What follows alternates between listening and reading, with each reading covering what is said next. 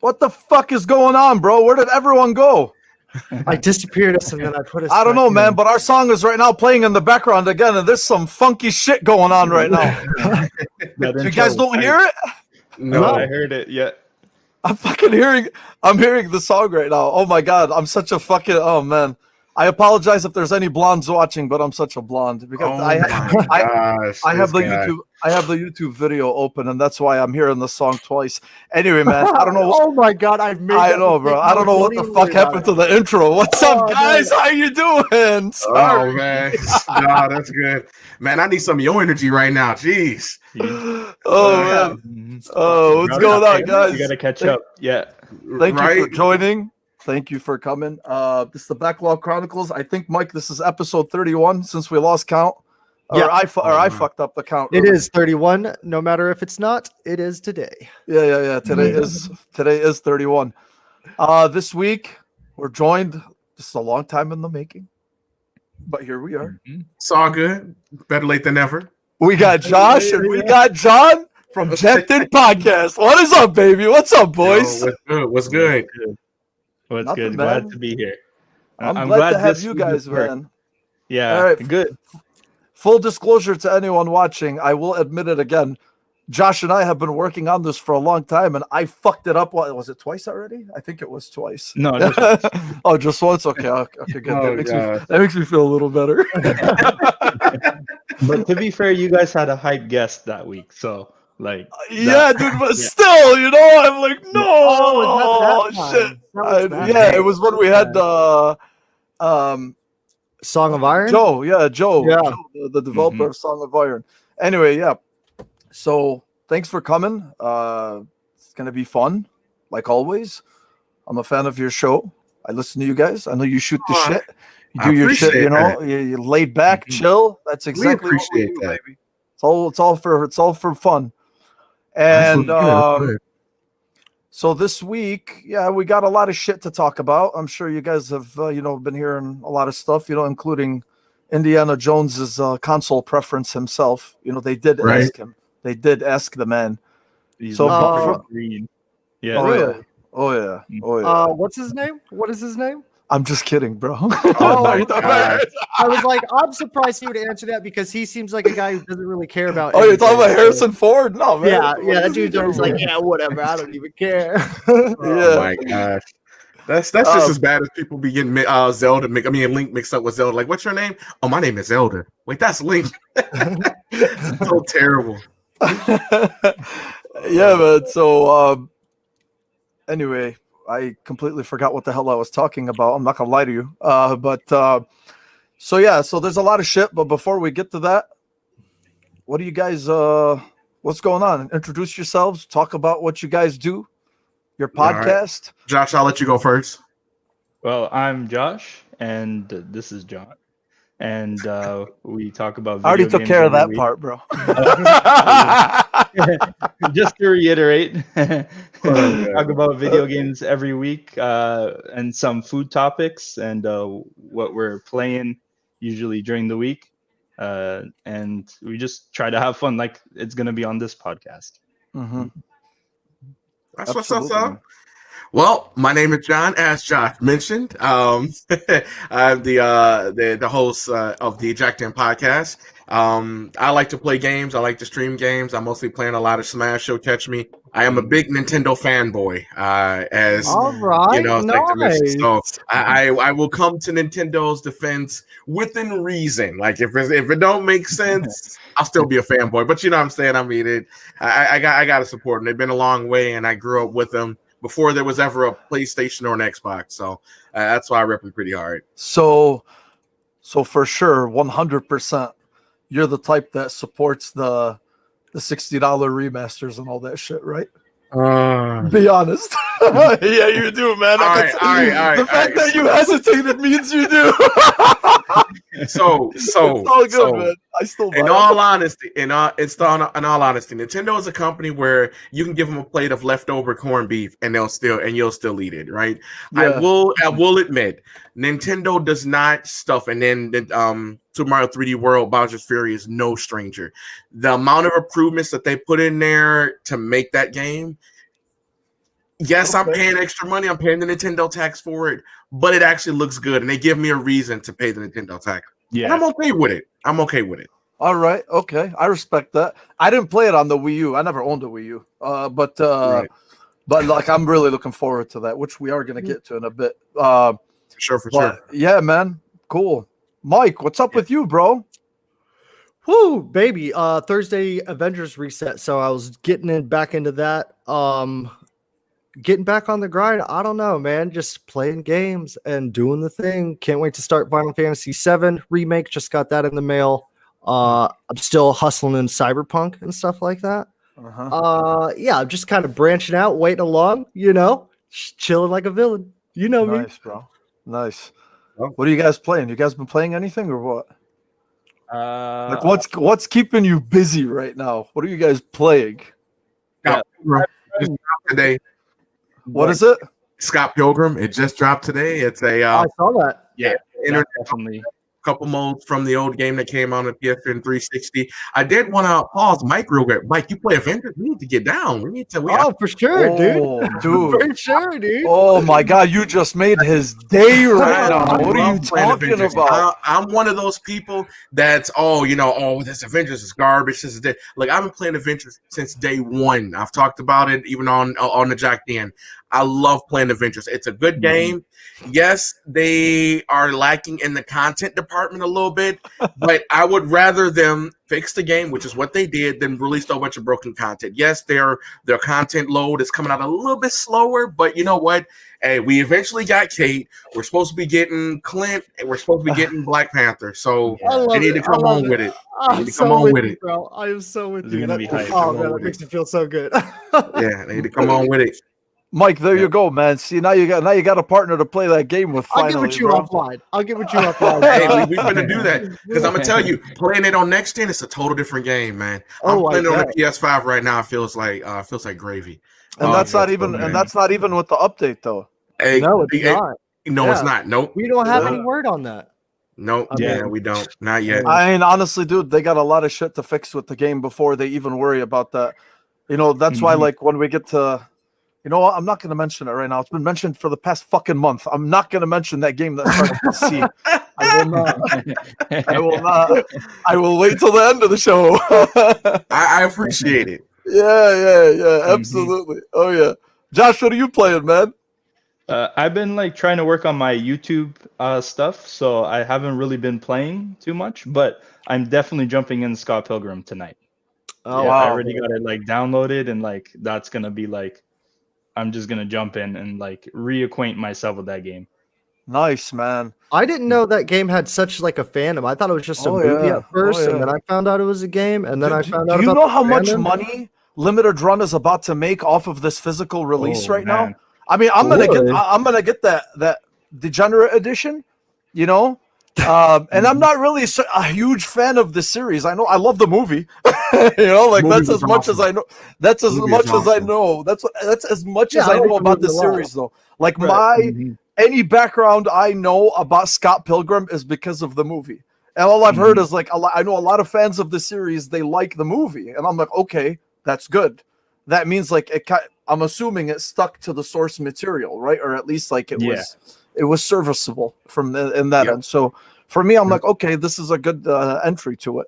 Or I should have played the video games. I felt like a scumbag, but I watched the movie. Listen, I will say this. It's just a mindless, it's a shameless plug. The soundtrack for the game, Anamanaguchi, I felt like I might as well be a part of the band because I preach about it so much. The soundtrack for this game is awesome.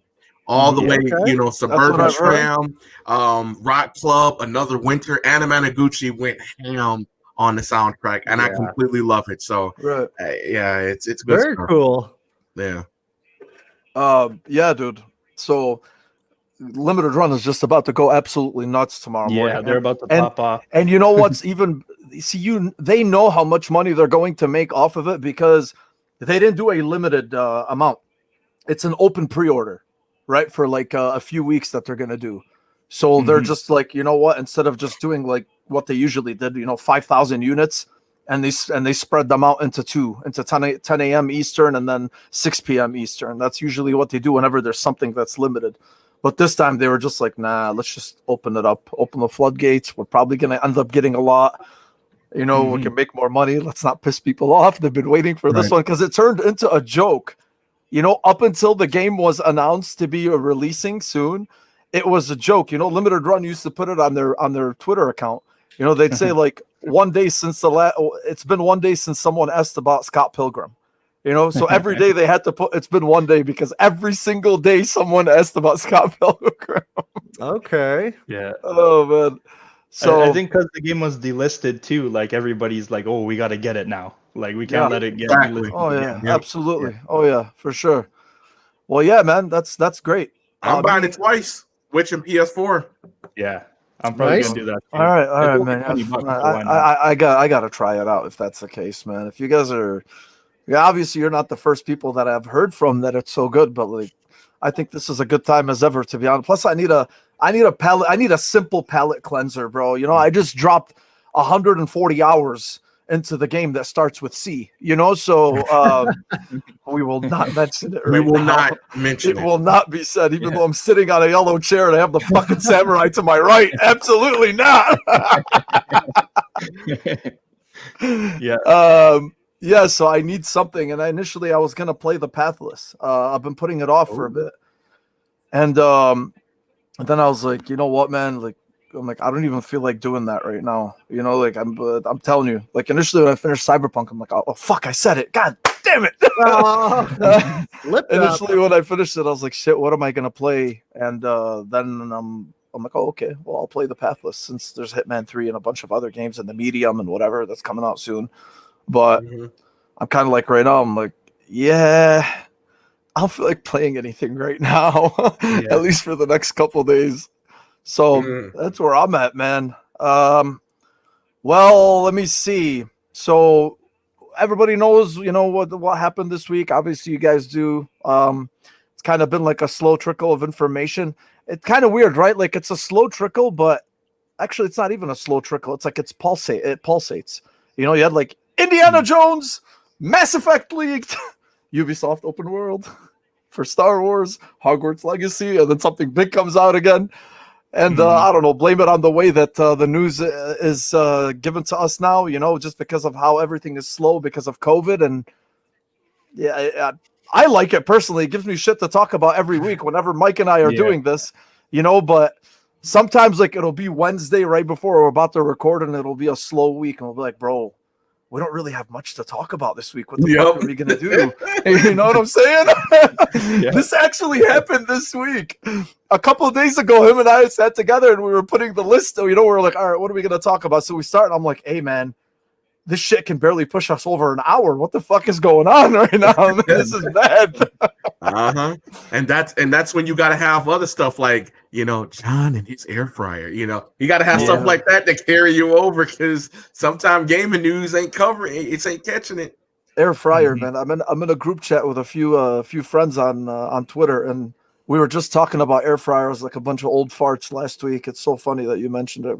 They're the best thing since sliced bread, bro. When you have an air fryer, you're above the rest. You're not with the commoners. You're not with the regular people. You have a freaking air fryer. Yeah. Oh yeah. I know. I mean, I kind of look at it. I'm like, fuck, man. If that's the shit that gets me excited nowadays, goddamn, I'm old. I love it though. Don't get me wrong.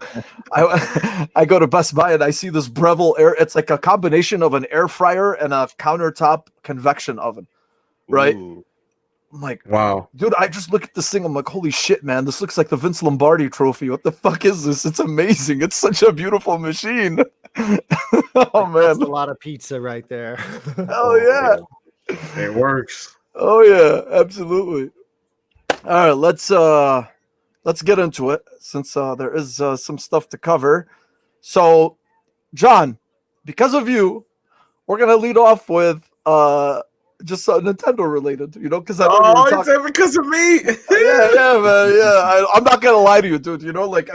We try to cover as much as we can, but I mean, the thing is too, is in our defense, in terms of covering Nintendo, they haven't really made like a lot of headline. They didn't really make a lot of headlines in 2020. They didn't give us much to talk about. I mean, we know about the releases, Paper Mario, and then the Super Mario 3D All Stars, and obviously Animal Crossing. So we're familiar with those, but they didn't have like anything really newsworthy. Like there wasn't really anything that, outside of the fact that Animal Crossing, every fucking human in the world owns a copy. But hey, I can't listen. When Animal Crossing came out in the middle of COVID, it was like a sweet spot where everybody's like, I want to be able to escape to a virtual world where there's not this or not that, and everybody was buying a Switch for it. So it came out at a good spot. I can't even lie. Yeah, no, you're not the only one I've heard that from. Honestly, I mean that's really what ended up. I mean, it still would have sold a shit ton because it's Animal Crossing, but I just wonder. I mean, you have to think that obviously. I mean, considering the record-breaking year this year was in gaming itself. I mean, you really got to think like. I hate to say this, I mean, I hope nobody takes it. I think COVID is the best thing that ever happened to the gaming industry from a profit perspective. Yep. It's amazing. I've said that. I said, you know what? My heart goes out to anybody affected by it, anybody whose family affected by it, anybody that knows anybody that's affected by it. My heart and our heart tremendously goes out to you. Yeah. However, our whole life went for a different turn. We got to learn more about each other. We got to, get to know a lot of different things better. But most of all, we got a chance to play more games and playing different kind of games. I finished games that I never thought that I would have finished. Like I've put Josh, I think it was 120 hours in Digimon Cyber Sleuth on Switch. It was insane. Yeah. It was insane. I love the game. But yeah, it's COVID just it brought a lot to the gaming industry. It's killed the movie industry and everything combined. Like it was nuts. Oh yeah, for sure, man. Points. Yeah, absolutely. I didn't think about it that way. So we'll start out with Super Mario. Okay. I've had this game pre-ordered since it became available for pre-order, Super Mario 3D World, right? So I had a list of games that I wanted to be ported, specifically the Wii U games that I never played because I didn't own a Wii U, right? Right. They pretty much brought over everything that I've wanted to play, right? Mm-hmm. So the only things I was thinking about, I'm like, okay, well, there's still Mario Galaxy 2. Which I'm pretty fucking still salty about that it wasn't on the 3D All Stars thing. People are still salty about that. Yeah. Yep. Oh yeah. So I want Mario Galaxy 2. Number 1 on my list is the Metroid Prime trilogy. That's what everybody looking for. Not even a question for me. And then I would say a very, very, very close number 2 is Zelda the Wind Waker. The Wind Waker HD. Because that's personally my favorite Zelda game. I love it. Yep. I played them all. Except for the Game Boy ones, except when I was a kid. But, that's fair. But at least the 3D the 3D Zeldas, like I played them all, and yeah, dude. And I did not like Breath of the Wild. I think a lot of people. I just felt like it strayed too much away from the formula, man. I just hit a nerve, John. I hit a nerve, man. I can feel it. Oh! Yeah, listen. It's an excellent game. Okay, it's an excellent game. But I'm sorry, I didn't get the same vibes I got when I played Ocarina of Time and when I played Master Quest. I'm sorry. When you play those games, it felt more connected. You feel a lot more connected. That's just my opinion. But the thing is with that kind of formula too, you're kind of like, okay, it's so popular. It's considered now one of the greatest games of all time. It is. And are you wrong? Because so many people like it, because sometimes I'm like, what am I not seeing that the entire world sees? I'm no one special. I'm not that fucking, it's like, I don't understand. But I agree with you. I just didn't get that same. It didn't give me the same vibes as like. Plus the music too. The Ocarina of Time music. There was no music in Breath of the Wild that connected me. None. And I love music. I listen to games from music. I'm talking about from Grandia. I mean, there's probably a game you guys probably may not know. I give you guys bonus points if you guys know. Baten Kados. It was on GameCube. It was a card game RPG. Yeah. The main battle music of Vitrolica Stroke. Great track. You know what I'm saying? Like that's how a niche I am. Breath of the Wild. It didn't connect with me. Period. I have the Fire Emblem game on the GameCube. The Path of Radiance. Path of Radiance. Yep. Yeah, they need to. Dude, I got come it out for with a that. steal. I couldn't believe what the guy was giving it to me for. Because if you go search for Fire Emblem It's now, rare. It's like rare. 150 to $200, It's you know, rare. Yep. and he It's gave rare. it to me, and it was literally a mint condition disc. I'm like, okay. Really? He's like, yeah, I'll give it to you for this. I'm like, okay, no arguments. No arguments. None. It wasn't even that. He didn't even get to that. He didn't even get close to that price. I mean, well, I'll say who cares, you know? But like, he gave it to me for $90. That's not great. bad. Wow. Yeah, but considering that it goes for like 150, Oh no, yeah, that's clutch. 150 to 200. I've seen them sell for 175 to 200. Oh man, a brand new copy. What is it, like 250, Mhm. 300, something like that? It's crazy, man. crazy. Oh yeah. I So agree. my man definitely knows his Nintendo stuff over here. Anyway, 3D Mhm. World. I've been looking forward to it. I'm glad they added, because that's all gonna be new to me, But Mhm. are you guys I know you're both looking forward to it. Let's start with you guys. Pre-ordered. Pre-ordered. Yeah. I don't have it pre-ordered yet, but like 3 words: God Slayer Bowser. That's enough to get me to pre-order. Yeah. And Dynamax Cat Mario, Super Saiyan Cat Mario, sorry. Yeah. Yeah. It looks awesome, man. It looks like a nice change to the formula a little bit. At least Yep. that's why it looks it's more appealing to me. So Mhm. Yep. anyway, yeah, man, I'm looking forward to it. I'm still not sure exactly what the whole Bowser's Fury is. Is it just an additional story DLC, or is it some type of Yeah. So is it like Yeah. so? It is a complete expansion. It's not a Yeah. little cute missions here and there. Like Yeah, just no, like- it's a whole different thing. Apparently, there's a whole co-op mode. I mean, there's very bleak details about it, but apparently there's a co-op with Mario and Bowser Jr. And apparently the amiibos Bowser and Bowser Jr. play a big part in it, to the point where Nintendo's doing a reprint of them. And I had mentioned too, I happen to have the Bowser Jr. amiibo actually, so I'm really stoked to see what it actually does to the game. All right. But did you both play the you, John? I'm not gonna even bother asking you, Josh. Did you play? Did you play the? I know you played it, bro. There's no point in asking you. Josh, did you play the old one? You I ever played the didn't. I old didn't have a Wii U. Yeah. You But I too, really huh? like that game. Yeah. And Mhm. there's gonna be a tweet from Jack 10 Podcast later tonight. Now that John knows he didn't have a Wii U. Hey guys, sorry, we're no longer making podcasts. we had a difference of opinions. No, John brings the Nintendo flair to the podcast. I'm the PlayStation guy. So Yeah, exactly. Yeah. I No, disappointed that's every definitely episode. true. That's definitely true. I like I that, will man. not even disagree with that. Variety, baby. Mike, Yeah. I don't even know if you even play with it. If you have a Switch? I know you do, right? Yeah. Yeah. So what? Do you ever play Well, with it? I do. I don't think you I play with it all the time. have. You played with anything except the Avengers since it came out? Is the question? Yeah, I actually popped in Pokemon the other day, and I was like jamming on that a little bit. Pikachu, Pokemon, let's go Pikachu. Okay. When I woke up and I saw the 3D Mario World trailer with the Bowser thing, I thought it was a brand new game, because I wasn't like, I know Mario has a bunch of 3D like Galaxy and World and all that stuff. I mean, I haven't played any of those. I Mhm. still like Mario, when I see them, I'm like, man, that is the video games with the colors and the platforming. That's just old school gaming to me. And the noises are always throwback. Those yeah. those sounds always get me like, They make you feel good, man. yeah, exactly. Make you There feel go. good, bro. So to me, it was like one of those things like, dude, this looks badass. And Bowser is like some like ticking time bomb. I don't know. It looked awesome though. Like I would definitely get it for sure. Oh hell yeah, man. So John, have the floor, bro. I know right now you're kind of like itching to talk to say something about.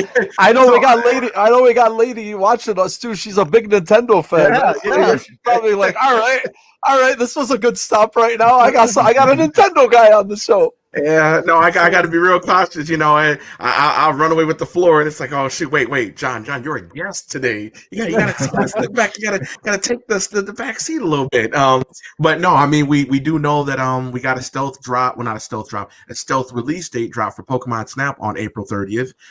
So that's huge. A lot of people have been mentioning that.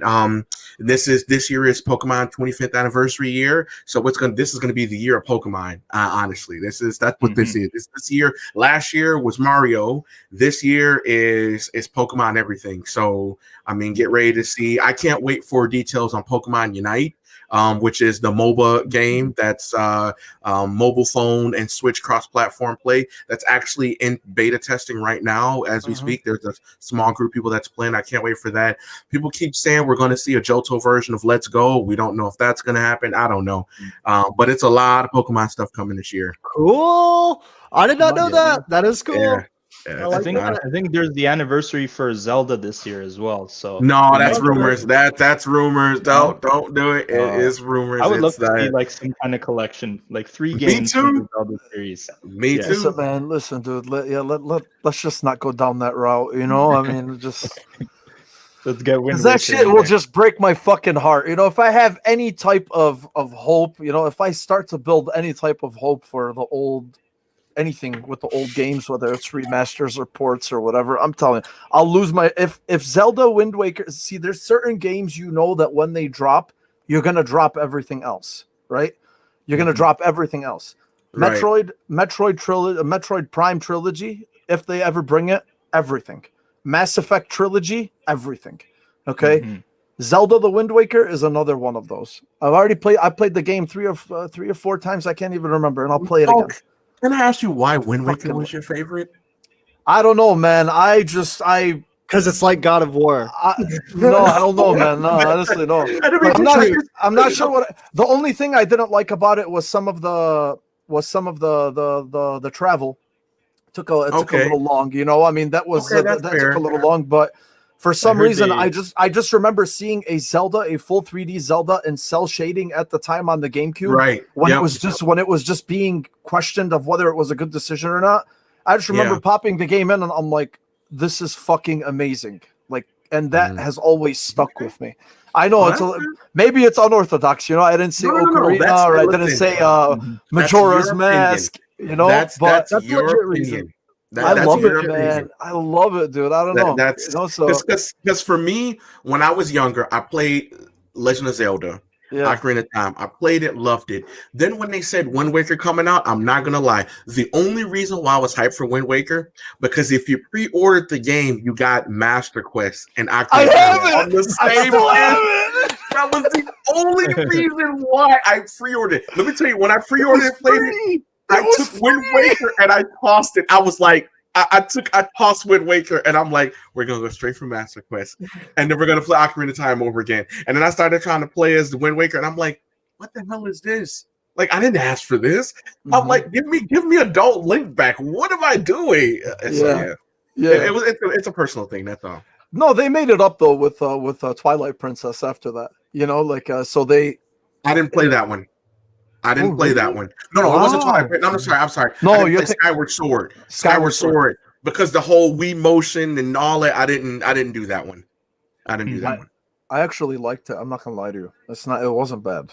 It wasn't bad. I didn't hate it like everybody else. I don't know, man. You know, like everybody knows me. You know, I'm pretty fucking honest and blunt. You know, especially on Twitter. So I'm not the type that likes. I'm not a contrarian by far. You know, like I'm nowhere near what a contrarian is. So, but for some reason, like there's specific things that just rub people the wrong way. You know, like especially like with like a dark. What is it, like the Black Swan, you know, or whatever they call it, of the what the hell's the word I'm thinking of? The Black Sheep? No, man, you know, of the Zelda universe. Black Swan, Black Sheep, same shit. Yeah, you know what I mean. That's a Black Swan. The beautifulest thing ever. That's what the Black Swan was. The movie. Oh gosh. Yes. Yeah. So anyway, yeah, like so. For instance, you know, we were what was I just referencing right now? The Zelda game. You liking Wind Waker above everything? I liked Wind Waker, and then with Hitman, right? It's not my favorite, but I loved Absolution, right? And maybe because I'm like, okay, I'm like they dared to change it up a little bit. They restricted you a little bit, gave you less freedom than before, but I like that they emphasized story. You know, about like how he got backstabbed, and then he forms this relationship with this little girl that he had to save, and then they show you his childhood, you know, and the church and basically like where he was raised. I'm like, all right, bro, I'm digging this. I like this, you know. They're humanizing 47. He's not just some fucking brute with a barcode on the back of his head, you know. So, but yeah, I don't know. Yeah. So all this is to say, I liked the Wind Waker. The way you deserve some major points. My man connected Zelda and Hitman and together in the same I did. universe. Actually, Skyward Sword. Skyward Sword was good. Skyward Sword. He created geometry like, I'm gonna connect this. I made the angles work, man. I made the angles work. It intersects right here. Time out. Holy shit. Oh yeah, man, that's good though. So hopefully, I mean, we with Nintendo at least, I hope they break their silence this year more, and they have a lot of shit to show us. And I mean, despite like how much we joke around about remasters or the fact that they're expensive or whatever, I'm one of those suckers. I always buy them, just like everybody else in the world. That's Nintendo, man. Yeah, you don't gotta raise your hand, bro. That's a given. That's a given for you. So, yeah, man, we'll see. Hopefully, give me Metroid, and I'll love you forever. That's all I want. Metroid. That's what we need. Any form of Metroid right now. Yeah. So we were talking about Hitman. Did you guys ever play the Hitman series? Have you played them? The old games? No, I'm a little familiar with Blood Money. Oh yeah, I played a little bit of that one. Yeah. Okay. So yeah, Hitman. The only reason I want to mention it is because Hitman 3 just previewed pretty well. I mean, and it doesn't look like it's gonna do things too differently from the previous two, which is good because the previous two clearly did well. The formula is a winning formula, and I'm pretty episodic, right? Sorry? Those were episodic, those ones? Yeah. They were episodic, but the formula, they just did really well with it. And the cool thing that they do too is they bring Bomber, you are right, man. Definitely, man. I do appreciate it though. I am the group degenerate, baby. God damn it, Bomber! You fucking made me forget what I was saying, man. What was I talking about, man? You're talking about the Hitman formula. Yes, thank you. Yeah. So what they do is, if you have two, you'll be able to play the missions from the first game, but enhanced for the second game, right? Using like the mechanics, any different mechanics that you have from 2, and then they're doing the same thing with 3. So the enhancements that they did for 3, whether it's graphical or whether it's mechanical, with gameplay, you're going to be able to move the maps from the first 2 games and play them all in 3. And these maps are big, I mean, so that's what there's maybe 15 or 18 maps total that you're going to be able to play. Oh, wow. Yeah. And then on top of that too, like they have some really cool locations this year, in this one as well. I'm really excited for it. The reason why I'm excited for it is because I just want IO to just get to their 007 game. I want them to be done with Hitman for now, and I want to see what they're going to do with the 007 game. But yeah. So are you guys gonna play it at all? Are you gonna play the new one or no? Josh, you grabbing it? Maybe I'll pick it up later on. Especially since you're telling me that I can go back and play all the other missions enhanced. That sounds good. Yeah. Yeah. Have you played Mo? I'm sorry? Have you played the games? Yes, yeah. I played the first. I didn't finish them. So I played some of the first. I remember I played Paris. I played the Paris mission, and I played like a couple hours with that. I would start and stop and whatever. I would try to do things a little bit differently. I never played the second one. I just installed it a couple days ago. I installed it with all of the add-ons and the maps from the first. So my goal was to maybe also start Hitman 2 and play as much as I can from it until Hitman 3 comes out, because it's coming out in 6 days. But now I'm like, well, why am I going to stagger them like that? I might as well just wait until 3 comes out, considering that I'm still going to be able to play all the maps, in 3, So now I'm kind of like, okay, well, I guess Hitman's going to get put on hold until 3 comes out. But Can I ask you, is Hitman like Splinter Cell, or what is it called? What can you best relate it to? Because I miss Splinter Cell. It's not like Splinter Cell because they have a different type of stealth, Okay. Because Hitman, you can hide, you can use whatever, man. You steal people's uniforms, costumes, and the way that you can go about the missions themselves. Like, let's say you have to kill somebody, right? But so what they do is you have to assassinate someone, and they have this huge map for you, and they're like, okay, go out, figure out how you're going to assassinate him. So that person could be like an important figure, right? And he'll have like a bunch of security around him. But there's things that you have to pay attention to in the world. Some of them, I mean, they help you out, right? Like, I mean, because they don't want you to just sit there and be like, oh, what do I do? I mean, it's not to that extent, but still, it lets you figure out how you're going to kill him. And sometimes there's 5 to 10 different ways that you can accomplish your mission. You know, whether you want to poison a coffee cup that's just sitting there on the counter. If you can somehow knock out a guard, take his clothes, get close to him, drop the poison in the coffee. You know what I'm saying? So the level of freedom that it gives you, whereas like with Splinter Cell, you're just hiding, right? Okay, hiding in the I'll shadows. try it. I mean, I have it. It was what was it? Was it free on PS Plus one time and I bought it? So I think Yeah, I have it. So I was gonna play it on on PlayStation. I'll go ahead and do that. I'll try it. Yeah. So the disguises too is, look at Jordan in the chat. He said it himself. He's like, that's primarily, I mean, that's one of the biggest charms, of the series itself. It is the disguises, right? Like, I'm sure you've seen them. If he wears like a fucking chicken outfit or a clown outfit or whatever it is, whatever you have to wear and whatever you have to do to accomplish your mission, anything goes. Yeah. So, okay. Yeah. I'll give it a try. Yeah. I mean, Mike, are you going to try out Hitman or no? Oh, this time around, yes, I am. I bought the first one late, but I loved what you were talking about, Mo. I love that talk. Oh, golly. Anyways, it's just so methodical, and with 3 whatever updates they're doing, plus the whole you can like play all the games, like all the levels if you have them and stuff. Like, I really I found a newfound love, because remember, Mo, like week 4, I was talking shit on Hitman, and I was like, fuck that repeat stuff. But now I'm liking it. I'm loving it. And the story, it's super intense. I feel like it's going to be, because right now the stealth genre game isn't really in, and it's like, that's the only game right now. IOI is one of them companies doing that type of spy genre or whatever it is. I'm loving it, dude. So it's like the Hitman trilogy is going to be one of them trilogies that like go down, because I'm really looking forward to it. Yeah, man. because it's such like a legacy type of arc. I think it's really good. Just like it's that little cream on the crop that you could play all the levels in that same game if you have them or whatever, because it'll go down playability. People will be playing it for years to come, at least for the next gen consoles. Right. All of them, not just 3, all of them. So the more people, the longer you got players playing your game, what more can you ask for? Pretty much. Yeah, absolutely, bro.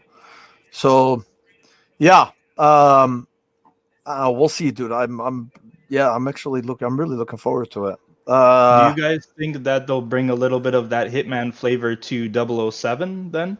I don't want them to. If they do, it'll be like evolutionized in there. I don't think it'll be like, oh, this is like Hitman. It might be in a way, but I do want like a whole revamped like system and gameplay kind of. Like they can't just reskin it. Even though technically, if you really want to get technical, Hitman's formula will work with a 007 skin, right? Because that's what 007 does. He's a secret agent, so infiltration, any type of infiltration you can do. Now, I don't expect them to just go completely different. It's not like Guerrilla, when they went from Killzone to Horizon Zero Dawn. I don't expect the change to be that drastic, but because they're such a talented studio, I do expect them to realize that, okay, we need to make this appealing to people that are not interested in the Hitman formula. So how do we make this? Obviously, the Bond license itself, automatically, people are like, ooh, James Bond game, I love James Bond games, whether they were shitty or whether they were good. They were always entertaining. It's like a popcorn flick when you played them, especially like the older EA games, like, Nightfire and, you know what I'm saying? Yeah, those were good, man. Those weren't bad. So anyway, Nightfire was good. Nightfire was good. Yeah. Agent Under Fire was, that one was okay. But so the license itself will be good, but I just hope that they do enough with it to make it, to really just for it to be on its own, so nobody says like this is a Hitman clone in a 007 skin. At least that's what I'm hoping that they avoid. So yeah, dude, that's that's gonna be fun. For that. Oh yeah, for sure. All right. Now okay. All right, man, listen. I have to please have either of you played Mass Effect? Yes. Okay. Y'all don't want to hear my answer. That's okay. As long as one of you did, I'm okay. As long as one of you did, I'm okay. That's okay, man. You're forgiven, brother. You're forgiven. I don't even care. It's all good. All right, okay, all right. Your partner has got it. Your partner has got you covered. He got the I owe you one. All right, that's all right. I owe you, Josh. I owe you. Josh, did you finish the original trilogy? I finished 1 and 2. I haven't played 3 yet, so that's gonna be like a surprise when I go into it. Okay. Well, good thing we're not talking about anything story related. But so you guys already know about the Legendary Edition, the Mass Effect Legendary Edition. And obviously EA said a couple of months ago that they're going to release it, and they just didn't say when. And then we also heard reports about the fact that it was supposed to come out earlier, but then, and honestly, man, shout out to Ainsley too. He's been calling this like from Season Gaming. He's been talking about the Mass Effect trilogy, the remake for, I don't know, like for the better part of a year now, before anybody really was considering it.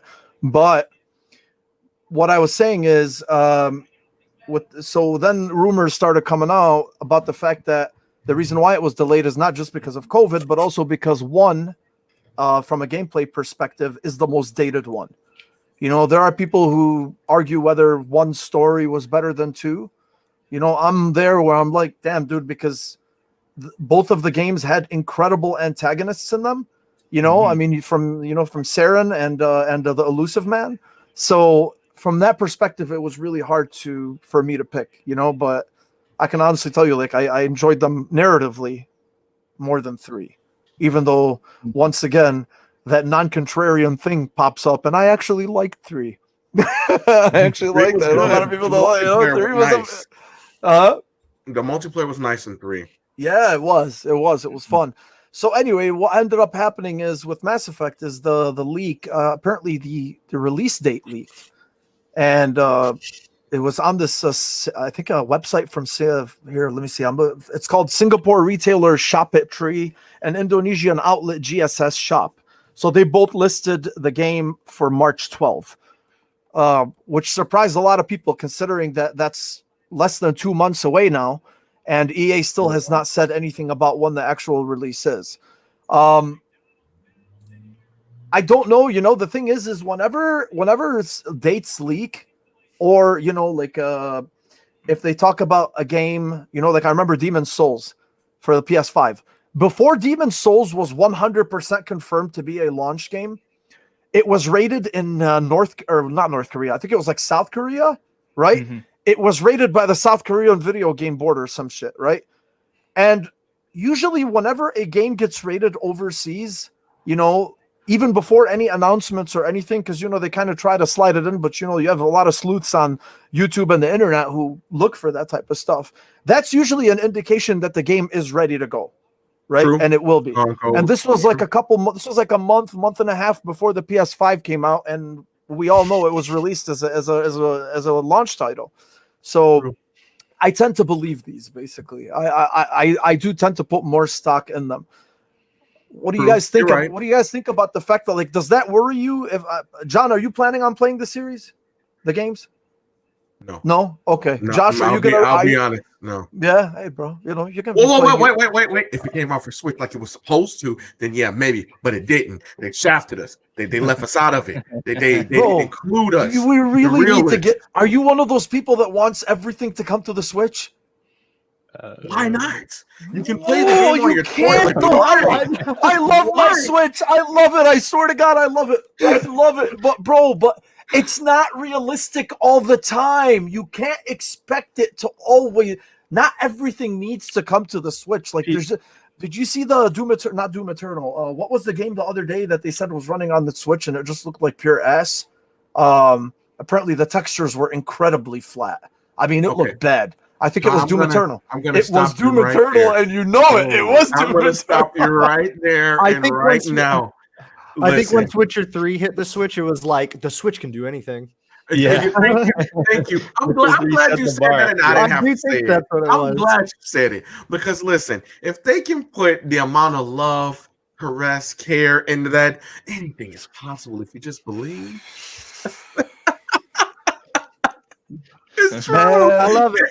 And we have the Legend of Heroes series. We have Trails in the Sky 4 and 5 and 5 coming on Switch. I mean, come on. I know is it 3? Is it 3 and 4? I know it's 2 of them, and it's one that dropping at the same time the PlayStation 4 version dropped. Like it's on par.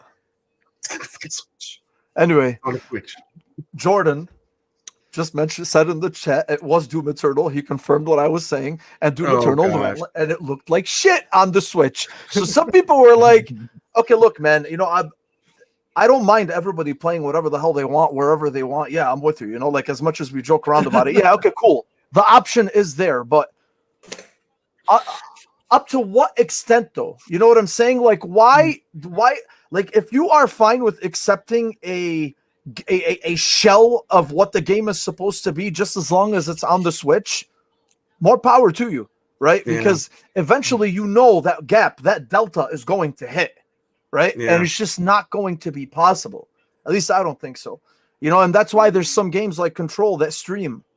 Because they know that the Switch can't handle it, bro. I mean, we're realistic too. No. It's not that it can't handle it.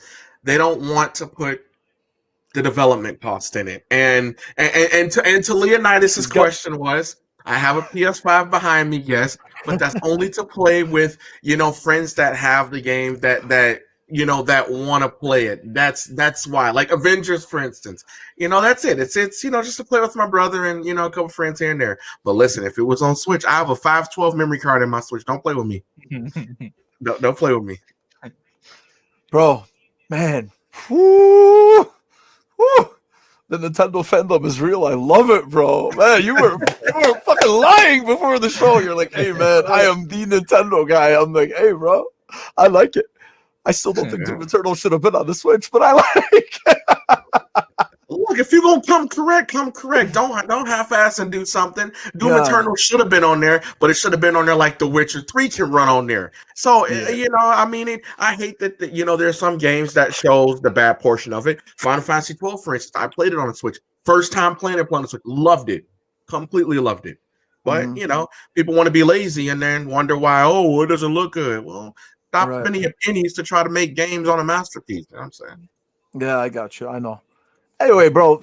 So the whole thing with Mass Effect, So I'm not sure how much stock to put into it now. Even though, like, I just got done saying that I do put stock into whenever these types of Asian retailer leaks come out or whatever.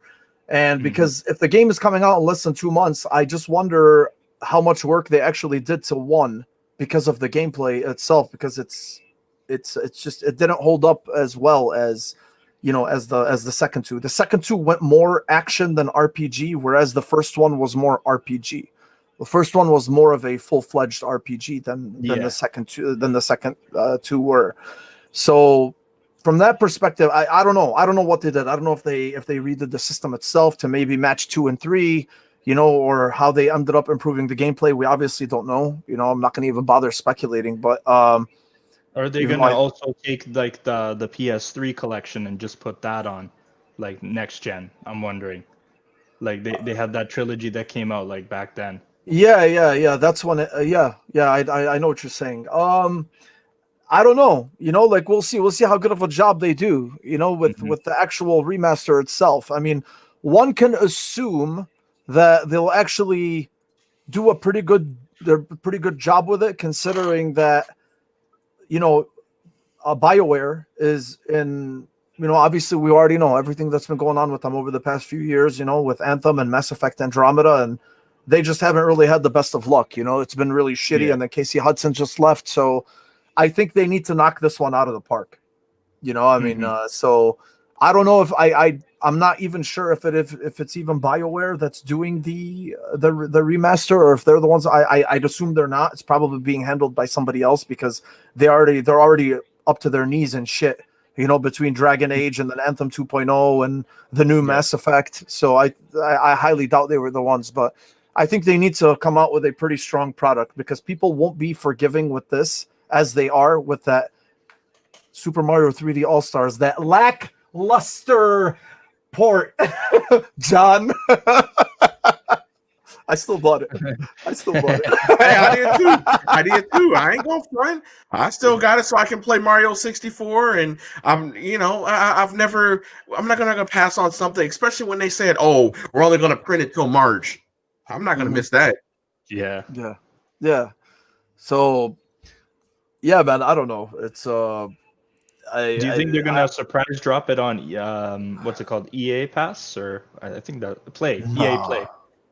No, I don't think so, because I think this is going to be a wave. Look, man, they know it's going to sell, right? There's a lot of people who are. Mass Effect was huge. It's one of the greatest series of all time when it comes to gaming. So, they know that it's going to sell. They're going to make their money on it, right? And I think they're just trying to figure out a way to make the first one more appealing. Because remember, if you're new to Mass Effect and you've never played them, if you were to go back right now and to play the first Mass Effect, it's not bad, but at the same time, like, it's just slower compared to what we're used to now, right? Yeah. So if you start it, you're going to be like, fuck this. I'm not going to bother playing 2 and 3, because then I got to truck through all this. But that's what I'm hoping they did, because that was their goal, apparently. How do you make the first one more appealing to introduce it to the new players that don't have any experience with the series? So at least that's what I'm hoping that they do, and I hope it ends up working out. Mike, I don't know if you played. Actually, dude, I think you've told me like 10 times already, and I always forget. I don't know what the fuck is going on with me today, man. I swear to God, I have complete amnesia. What did you play? Did you play Mass Effect or no? Yeah, I dabbled in 2. I did like with the little bit of time of what it was, but I didn't expect it to be what it was. And I feel like it was one of those games where I just wasn't ready for it. This remake or this whole Legendary Edition has me intrigued because I hear it all the time, man. If you're watching YouTube videos, everybody refers to Mass Effect in some type of fashion when it comes to RPGs or storytelling or something like that. Yeah. And this is a good opportunity for me to be like, all right, cool. Like, this is something, the theme, I like the space stuff or whatever. I didn't back then, now I'm into it again. So it seems like it could be a game where I could start at 1 and go to 3 and it be in the background at all times. If it's as good as you say, of course. All right. When you get to 2, that's when you're going to feel it. Like the Okay. power of the series. Oh, yeah. It'll hook you. So, John, am I going to assume that you will not use the PlayStation 5 that is sitting behind you to finally play Mass Effect? Man! Oh my God! No! You're killing me, Smalls. What are you doing?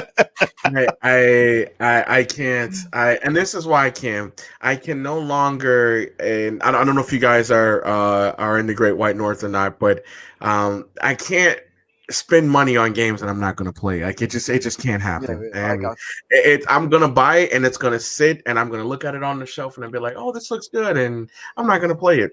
So welcome to my world, bro. I can't do it. I can imagine that game probably costing $90 right now and I'm not going to play it. Yeah, I got you. I that makes sense. Fuck it. That's whatever, it. Man. Let me see so Josh, since you're a Sony guy, I'm sure you saw their announcements the other day at CES in terms of the games that are coming out soon. So what did you think of that? Nothing really surprised me. We knew Kena was coming in March 2021. Little Devil Inside, that's one of those indie games from what I remember. That's coming, isn't it? Yeah, it is. Yeah. So that's July. Ghostwire Tokyo, I thought it would come a little bit earlier, Yeah, but they're saying October, and then Project Athea, which is in 2020. That's actually 1 year from now. That one one surprised me. That one really surprised me considering it's only 1 year away. And then the what was that? Pragmata is that. I think it's that one, that weird one, right? With the astronaut and the little girl, and then something happens to the fucking Yeah, sky, it's like or like outer a space or on black Earth. hole or some Yeah. shit. This is all like off the top of my head. I don't even remember. Yeah, Like it's a Death trip. Stranding It in was a trip. space.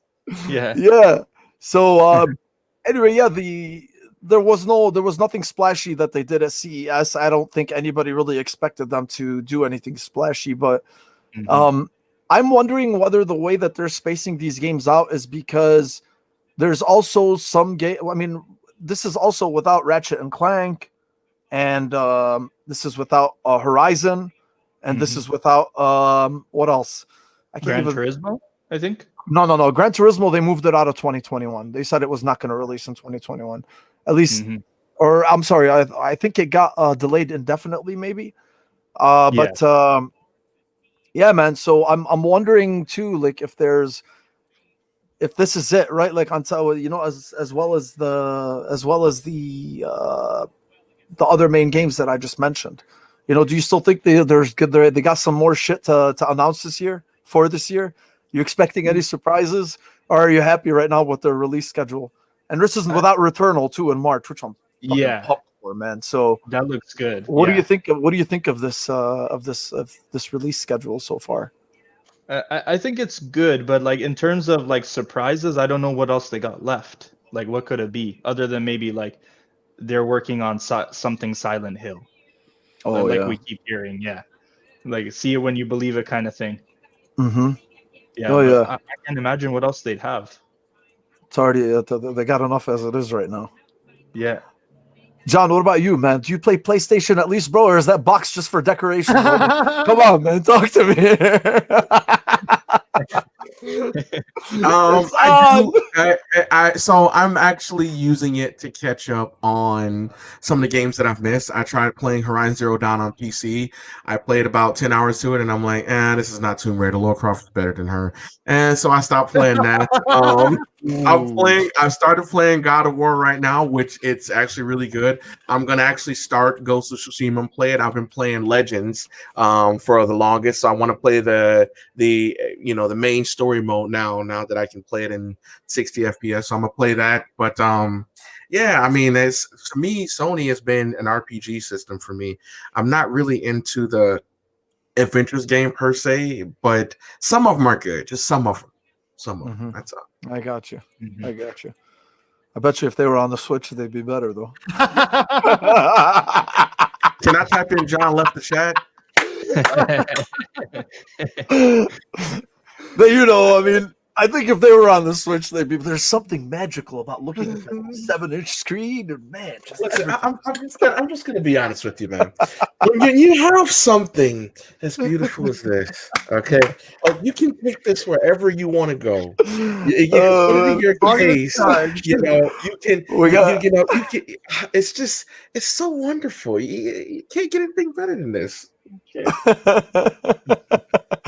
Oh, that's awesome, dude. I swear to God. Yeah, I know. I mean, we were talking about before the show too about some of the games that I clearly don't. I didn't finish either, but so Bomber actually mentioned. I didn't mention God of War, and the reason why I didn't mention God of War is because I don't think it's coming out in 2021. It's not confirmed, but I don't think it's coming out in 2021. I can't see them making a proper.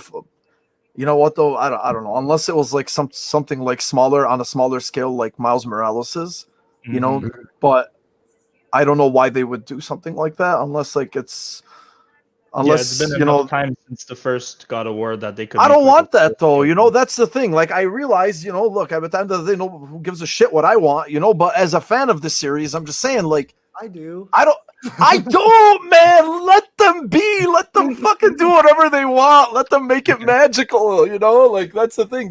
For me, I'm just like, all right, whatever. There's enough shit for me to, to get us by, or to get me by until then. Clearly, But yeah, I hope they don't. I just personally, and this is out of selfishness, really, because the game just came out in April 2018, and so it hasn't even been 3 years.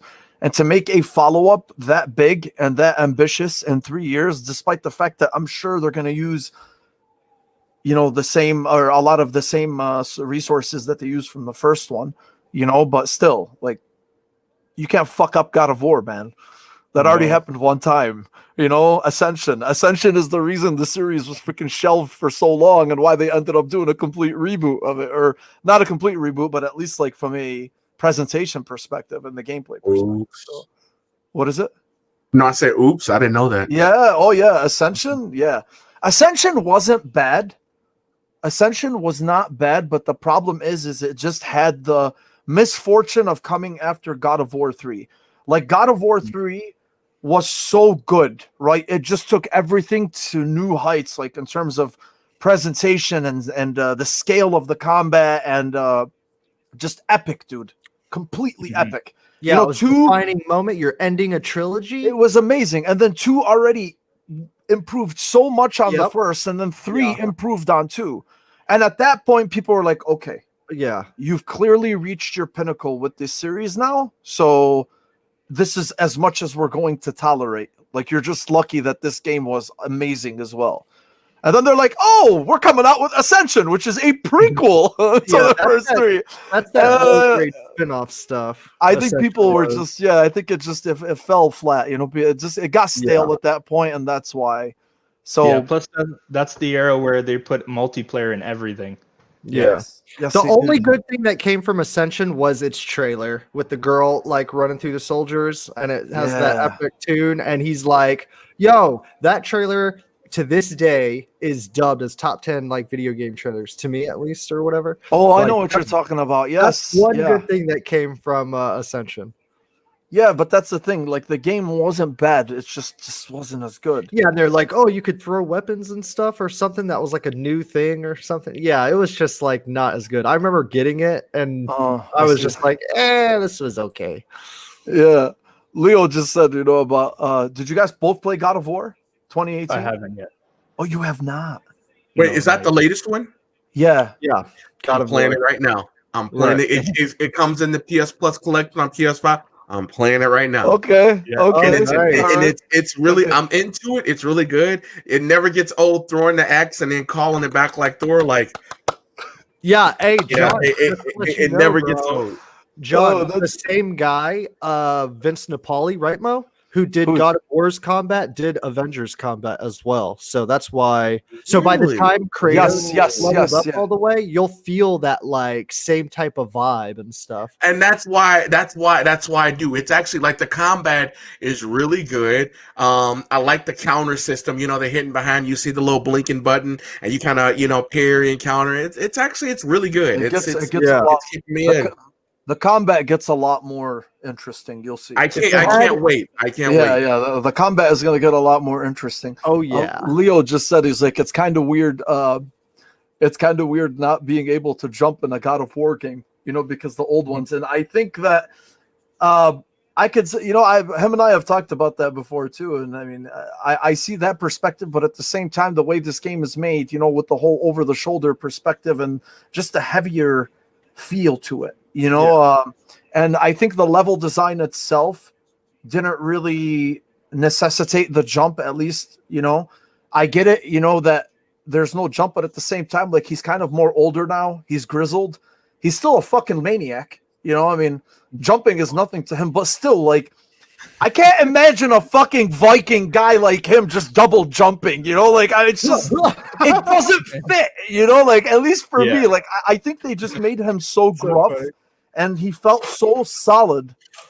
They definitely Zeldatized it or whatever, they definitely brought on the next thing that was that. Because I refer to it a lot of like Darksiders. I got a lot of Darksiders, like the way they did the levels and stuff like that.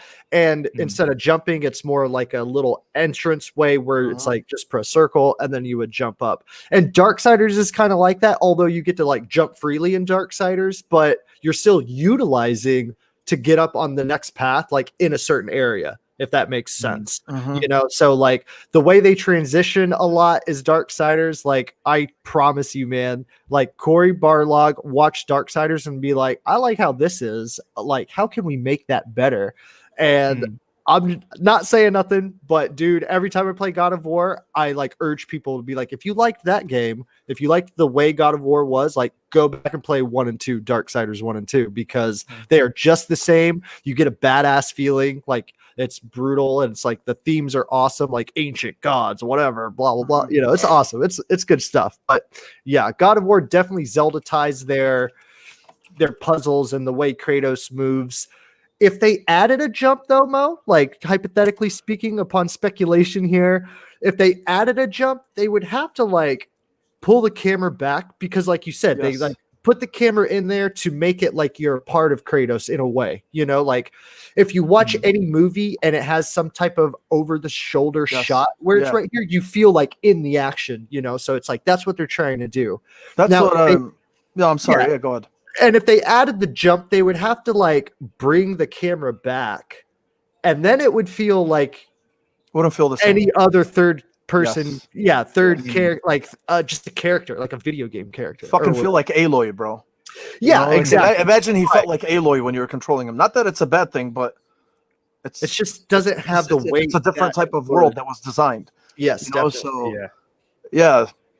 So no jumping. No jumping, at least not this time.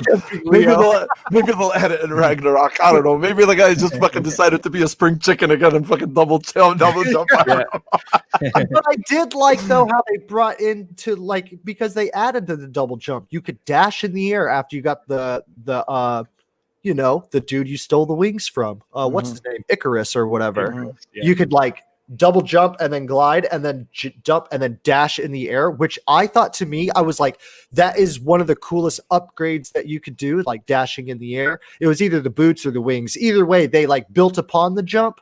So if they did something like that or whatever, like if Kratos got some Valkyrie wings for like some type of whatever, like that'd be sick or whatever. That's just me though. Yeah, I got you.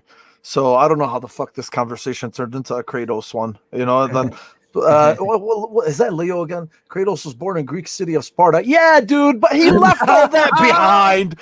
Yeah, he wants to get to Leo. I love you, bro. You're getting way too technical, man. You know what? Hey, if Leo wants to get technical, he'll bury me in this conversation. All right, Leo, I'm sorry. You're right. I'm so sorry. You are absolutely right. But I will say he left that behind. Let me see. So, fucking God of War. So did you guys at least play Star Wars? The Star Wars Jedi Fallen Order? Not yet. Now that the patches come out, I'm gonna jump into that.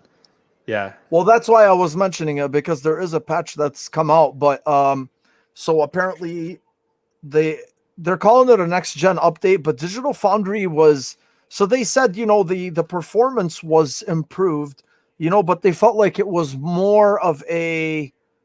So here's what they said. So they didn't say it was like a full-fledged next-gen patch, you know, like, and they actually said similar to like what CD Projekt Red is saying for Cyberpunk, you know, but they said it's simply just tweaking last-gen code in order to get it to run in higher frame rates for the new machines, you know, leveraging the power of the CPU and making it closer to 60 FPS and whatever. Is this a free upgrade, Mo? Yeah. This is free. So basically, yeah. So, I mean, overclock that Betty about 5,000 horses. Pretty much, man. So they did say though that it does improve the performance, you know. So on the Series X, you're getting 60 frames in the performance mode, and it scales up to 1440p. And the normal mode is in 4K with up to 21, and that's dynamic resolution as well, but that's going to be in 30 frames. On the PS5, they didn't give you both. They don't give you a normal mode and then a performance mode. The PS5 just had 60 FPS, dynamic resolution disabled, so the game renders at 1200p.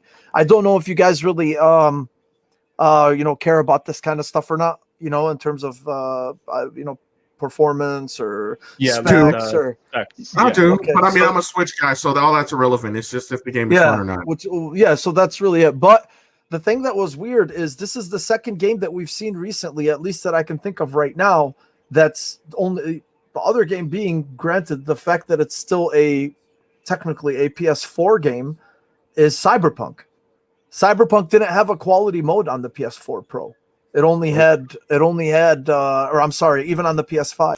There was no quality mode. It only had 60 It was only performance, basically. But people are not ready for that conversation, though. I mean, Yeah. the Xbox, because so I do have both. I have the Series X and I have the PS5, and the Series X, we'll take Avengers for instance, run 60 frames locked 4K smooth. PS5, it dips. And it's just, it is what it is. No, I mean, is that to say that the Xbox is more powerful than the PS5? No, it's not to say that. But I mean, I will say that the Series X, the quick resume runs better. Avengers ran better on there. I played Cyberpunk on Series X. It ran good on there. It's just the Series X is just, it's a better running console right now. Right now, that's just saying right now. Yeah, I mean, yeah, dude. It's that's not. This is all old stuff, in terms of like text and specs and what's in the machines. How does one compare to the other and whatnot. And then that whole conversation starts about, it doesn't matter. It depends on optimization and blah, blah, blah. But whatever, But Really basically, yeah, I know that is true. But yeah, I mean, this still isn't enough. The sad thing is with this game, I actually got pretty far into it. And I had like a couple hours to go. I asked Angela, Captain Phasma, because when she first came on our show, she's a huge Star Wars fan. So she had just beaten the game and she was telling me about it. And I told her, I'm like, so I'm in, I told her where I was. She goes, oh my God, you only had like a couple hours left, but I got bored. That's what I was telling you. That's what I was telling you guys before the show started, right? I had this weird habit of playing like 20 hours of a certain game or whatever it is. And then just kind of been like, all right, I guess I'll come back to this at some point. I didn't know, but the thing is I never, the only problem I had with this, the only thing for me with this game, at least, and why, despite the fact that I put so many hours into it and why that I got so far, I just wanted to keep playing more and more of it to see it. But from a gameplay perspective, I did not enjoy it. And that maybe has to do with the fact that I'm not a Souls person. I'm too angry to play Souls. I'm too angry, to be that, to have that much patience to play those types of games. And I think I know it's like a Souls-like game, but it still had the same formula, in terms of you fucking die, you lose all your points, and then everybody respawns, basically. So, and I just personally didn't like that because for me, like, I had a hard time fitting that formula with Star Wars together. I just wanted to be a bad fucking Jedi with a badass lightsaber and to just go around world, from planet to planet and wreck shit. And I just didn't get that feeling, at least from the game. That's just probably why. More Force Awakens, less Dark Souls, Mo? Is that kind of... Did you play Force Awakens? The one with Starkiller? Yes. Yeah, I thought that was a solid game. That's what I thought this one was going to be, Fallen Order, but then it went like Dark Souls on me. Yeah. But actually, everything you're saying, I'm like, that's exactly why I want to play it, to be honest. Because I've seen, like, when I see people play video games very, very good, and I watch anybody who likes that kind of gameplay where it's just like smooth, perfect executions on everything, where you're like, that must be a bot. Go check out SMVR. Devil May Cry, Doom, he balls it. Anyways, I watched him play it, and do you know who I'm talking about, Josh? No, I'm just like listening. But when I watch those gameplay, I'm always like, I want to try to do that. Like, I feel what he's doing mechanically or whatever, and so I want to do that. And it seems like you can do that a little bit if you're good enough. And I just want to like put my skills to the test. But that's kind of why I want to play it, just to see how like many cool like movie scenes I could make out of my like action figures, but on a video game. Yeah, you mentioned Devil May Cry, and I always love watching people play that game. Hell yeah! That's what I was hoping it would be like. That's what I was hoping. Yeah, that would be Star Wars game. That would be awesome, though. No, yeah. That's what I was hoping it was like. And guys, it was not the difficulty. I played the entire game in normal. I was okay with the difficulty. It's not because it's the formula, the Souls formula. I just didn't. I just did not like that formula in that game. The difficulty takes a lot of wind out of your sails for sure once you hit. At least for me, that's what it is. That's a session. That's like a gaming session where you're like, I died. I don't want to do that again. Like, I'm good. For 45 minutes. Yeah, I feel you. Yeah. So anyway, I don't know if that's gonna be enough, to bring. I mean, it's definitely gonna be enough to bring people back to the game for sure. I mean, the game is really loved. It's really heralded. I personally love Respawn. I think they're one of the best developers in the world. And I think I was happy for how successful the game was and how they pretty much saved EA's ass when it came to a single player game without any bullshit tacked onto it. I mean, they were the reason why EA has some goodwill, at least right now, with the gamers, because Respawn is their golden egg right now. Like, that's just. I love Titanfall. Yeah, I dude, love don't break Titanfall my too. heart, man. Don't break my heart. I know we were just talking about that. I was just talking about that with some buddies of mine. Actually, right here, Bomber, Leo. We were just talking about it the other day of how good fucking Titanfall 2 is and how it Titanfall was was done amazing. dirty and all this other shit. So, yeah, man, it was. I mean, Apex is the adopted child. Let's just look at it that. is. It is. Yeah. It absolutely is. Oh yeah, absolutely. So we'll see. I don't know. Are you guys planning on going back to it at some point or playing it a first time? I'm gonna try it. Yeah, Yeah. because I love. Hey, that a boy. Mm-hmm. Yeah. I want to see what you think. Do you like Souls games? I'm not really into them, but I played Okay. Bloodborne, so Okay. like, if That's it's fair. like Bloodborne, yeah. That's So fair. it's not as That's fair. difficult. Yeah. So it's not as difficult as that, right? Yeah. It's not as difficult as that, but I mean, it's the same formula. Just it's like a light version basically in terms of difficulty. Yeah. So yeah, dude, that's let's see what happens with that game. Hopefully I hope they even continue to improve it even more, to be honest with you, because I feel like it's kind of half baked. It's just a half patch, not like yeah, the full it's like a half patch. Yeah, it's kind of just like, all right, here you go. Here you go. We did something with it. Okay, so this is one of the main points I wanted to hit this week, and the point is Indiana Jones. So, Oh man. Dude, the So theme I'm- song. Yeah, exactly. I know, We were talking about it last night. I was like, Mo, doesn't this Indiana Jones have a theme song to it? Like, I don't know. I guess I'm not a real fan. I guess No. The problem with the Indiana Jones announcement recently is just all the speculation and bullshit has really kind of soured the announcement itself. Because right away the console boners, like right away they were like, it's multi-platform. No, it's only one platform. Like, I mean, and then you had all these content creators who were like, oh, it's gonna be on one platform, and here's why. It's just like, it's like they speak so matter of factly when all they did was just show us a fucking hat and a whip on a table, okay, and an image of Rome. All right, like that's it. So they did not show anything else. They did not show Xbox. All we know is it's a partnership between Lucasfilms and Bethesda, with Todd Howard being the head on it, which is fantastic news. Mhm. Oh, Todd Howard. But made by Machine Games, right? Okay. And Okay. Machine Games, if you guys know them, they're the Wolfenstein games. The recent Wolfenstein, which mechanically and and from a fundamental first-person shooter, the way that they play, they're amazing. I think they're one of the best playing FPSs on the market by far. So I better know how one are they thing. Yeah. If I don't feel the same way I feel Prado's holding that axe with Indy holding that whip, there's a problem. Yeah, I know what you There's mean. a problem. But the thing is that's also going to depend on what type of game it's going to be, right? I mean, look, I don't want to get into. Okay, first, like this topic has layers in it, right? Because there's different layers that you can go in. First, what type of game is it going to be, right? Yeah. Right away, people are like, oh well, it's gotta be as good as an Uncharted game.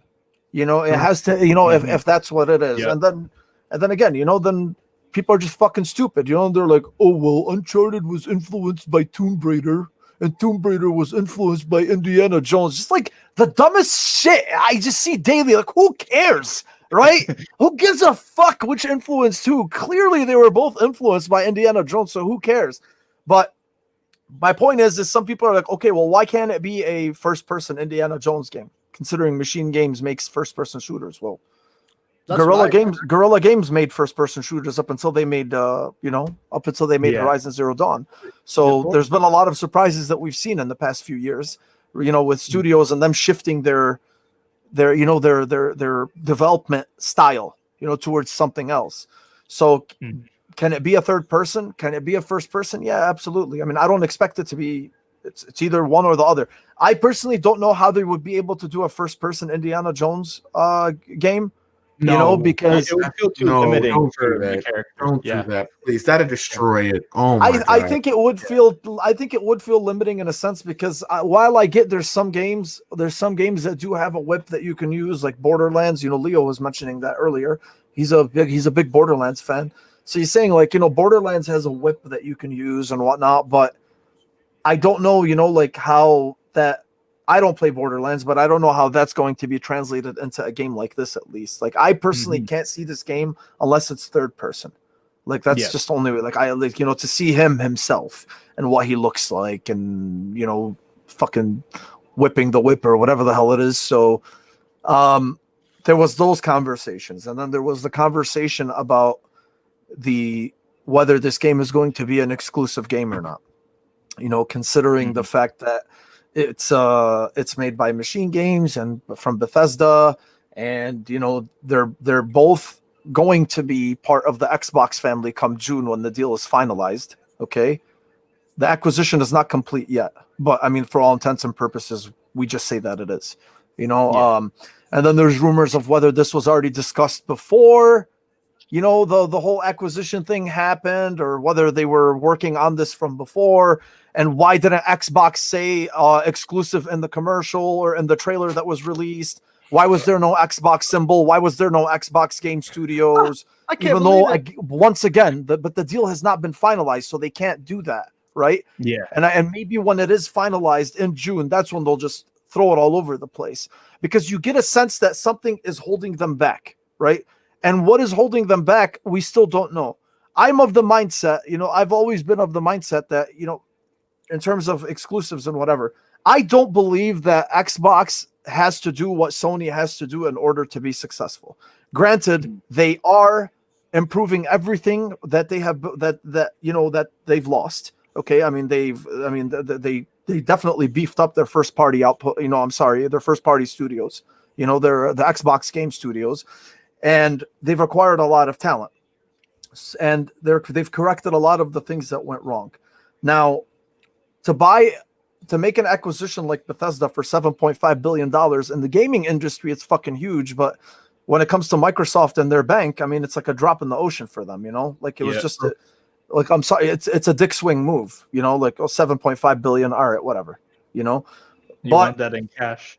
Absolutely. And it was in cash. But the whole point I'm trying to make is I don't believe that, for the people that say if this was Sony, they would keep them on the console, or they would only keep a PS5. Well, yeah, they would. No one is arguing that. I don't think anybody will argue that. Sony will always try to go as exclusive as they can with any type of project, because that works for them, right? And whether you like it or hate it, that works for them. And what works for Microsoft is the current system that they have right now, which they continue to improve. The goodwill, the Game Pass, the first party games that are day and date on Game Pass, and everything else that we're promised in the future, right? So, but at the same time, when people say, why can't games like Indiana Jones be an exclusive on Xbox? What do you think that there's two sides of the coin here. There's some people that say, you think they spent $7.5 billion to make games multi-platform. Whereas I look at it and I'm like, you think they spent $7.5 billion so they can limit themselves as to how many platforms that they can release to? So if there's a game that's made by Xbox Game Studios that's releasing day and date on Game Pass, you, the Xbox user, the Game Pass user that's paying $15 a month, you're a big fucking winner, right? Because you're playing that game immediately right away. So not only are they getting your money and everybody else's money that's subscribed to Game Pass, right? But the Game Pass thing itself is also it's bait, because then if they do want to sell it on another console, if they do want to sell it on the PS5, okay, or the Switch or whatever it is. So you're telling me that the extra money that they could make from selling it to you is it, so all of a sudden they're not going to think about that, because I people have a hard time with their feelings, and these corporations themselves, right? Like for me, I'm not a businessman at all. I'm not economically savvy. I have my own freaking medical practice, but that's as far as I get when it comes to business. I just know how to operate that. But at the same time, like, I'm practical in terms of conglomerates that are worth billions of dollars and always trying to increase the bottom line, right? So you can either subscribe to Game Pass, okay, or you can play our game, but you're going to pay us full price for it. You know what I'm saying? So from that perspective, that's how I see it. I don't see them just resting on their laurels and saying like, okay, we're only going to get money from Game Pass and we're going to make it so appealing to everybody that the more subscribers we get, the more money we make, which is absolutely fine. But at the same time, I do think they're going to restrict some. They have to, there has to be something that they're going to restrict. But I think overall on most of the releases like the Elder Scrolls or whatever, I think Bethesda retained their publishing rights. Bethesda did retain their publishing rights, which means they can publish games, even though they will be an Xbox entity, right? But they're still going to publish games. So I think that was done on purpose, because I don't think Xbox is look, man, Xbox doesn't have to publish a game on PlayStation, right? Let's say it's Bethesda that publishes the game on PlayStation. At the end of the day, when you pop that disc in your PlayStation, you're still going to get the Xbox Game Studios splash screen. You know what I'm saying? That's a win. You've already won right there. That's already a win right there. Yeah, exactly. So this can go in different directions, and for me personally, like, I don't know, I just feel like that whole conversation just really dominated the announcement of Indiana Jones. And I'm just like, come on, bro. Let's be fucking happy. We got something that's coming out. Lucasfilms is back now. They're really taking this seriously. We're getting an Indiana Jones game. Who gives a fuck what console it's going to? But what did you guys think about the announcement itself? Are you guys indie fans? Josh? I am. I'm an indie fan. Yeah. My man. Maybe not so much the fourth movie, but like it's still a little bit of a good movie, I think. Like, just not comparable to the other three. But in terms of the announcement, I think, like, Mo, you hit the nail on the head there. Like, too many people are not putting enough thinking into their 240 character tweets. And like, in terms of like the actual, like, them putting it on Sony, that's fine, because Bethesda is still the entity that controls that. So like, Microsoft's got enough studios that they can put on Game Pass. Like, why can't Bethesda still retain what they're doing now, and it's gonna work? And like, they could even put it like Indiana Jones 6 months exclusive on Game Pass, and then it comes to PlayStation, and it's still gonna make them a ton of money, and it's still gonna be a success. Absolutely. Oh yeah, it's gonna make them a ton of money. It is gonna be successful. And me personally, whenever I have these conversations, I have to tell people, or not even tell people, like, I personally don't. I have no dog in this fight, right? Clearly, okay, but I don't care, right? Like, so for me, I personally like exclusives. I do. I enjoy them. I think I'm on board with them. I think if you can use it for leverage, I have no problem with that at all. Whenever I discuss this just, from how I'm understanding it from a business perspective. That's it, right? It's not because I have a dog in the fight. It's not because I want Xbox to keep games or I want PlayStation to keep games. I can give zero shits about who keeps what games, right? Because at the end of the day, I'm lucky enough to be able to play both, and I don't really care where it is. But that's the thing. So I look at it from that perspective and that perspective only. And some people, like, it's taken too personal, right? Like, no, if Sony does it, they have to do it too. I'm like, no, they don't. No, they don't. I mean, everybody does their own way. Clearly, Xbox didn't do things the way Sony did, and they're coming out just fine. Their consoles are selling out. Their freaking Game Pass subscription services are they keep climbing every month, by the millions. So whatever they're doing is clearly working, and they don't necessarily have to go in the same route as Sony. No, that's true. I mean, we can all admit that, regardless of how salty everybody is, Microsoft made a power move when they did that. It was a power move. When you realize that you can turn a system on, it's almost like the equivalent of this. You turn the system on, you turn a Fire Stick on. You can either install all the little streaming services. You can watch things for free, or you can basically, buy and rent movies. It's up to you. But when you can sign in with your membership, and you can play online with your friends, and you can play games that you get every month, and you can play games out of a catalog that Microsoft supplies you, and you get to play out of a catalog game that EA can supply you. Sure. Like it's everything is in one spot, and it's an Amazon move. It's a Jeff Bezos move, right? Mm-hmm. Mm-hmm. It's a power move. Mm-hmm. Yeah, no, it is. It definitely is. So, Mike, what do you think about this Indiana Jones conversation, man? We're not even talking about the game fucking coming out anymore. Now the entire conversation is just, where's it going? Where's it going? I don't like that dialogue. I don't like that narrative. I fucking hate that people like even get into that mindset where it's, well, I hate it, but I understand it at the same time. I just hate it because it's like you said, you get a minute 30 clip, and then all of a sudden it's like, no, it's going to be on this console or that console. And it's just like, all right, whatever. My main concern is whether it's going to be a first person, third person game. What kind of depth am I getting? Yeah, bro. Am I getting into? Yeah, dude. Yes. I feel like that should be the main focus, because then it's one of those times where it does reveal itself and it's like, oh, a third person or whatever, vice versa. And then the fans are like, yo, what the hell? I thought it was going to be a third person or a first person, whatever. And then they're like, well, maybe because in the beginning, if y'all weren't too worried about shitting on which gen or what console it should go on and more worried about the game itself, then, maybe we would have said something or y'all would have seen it sooner or whatever. My expectations of the game, though, first person, they could do first person. I do feel like they could do first person. Like, you really think so?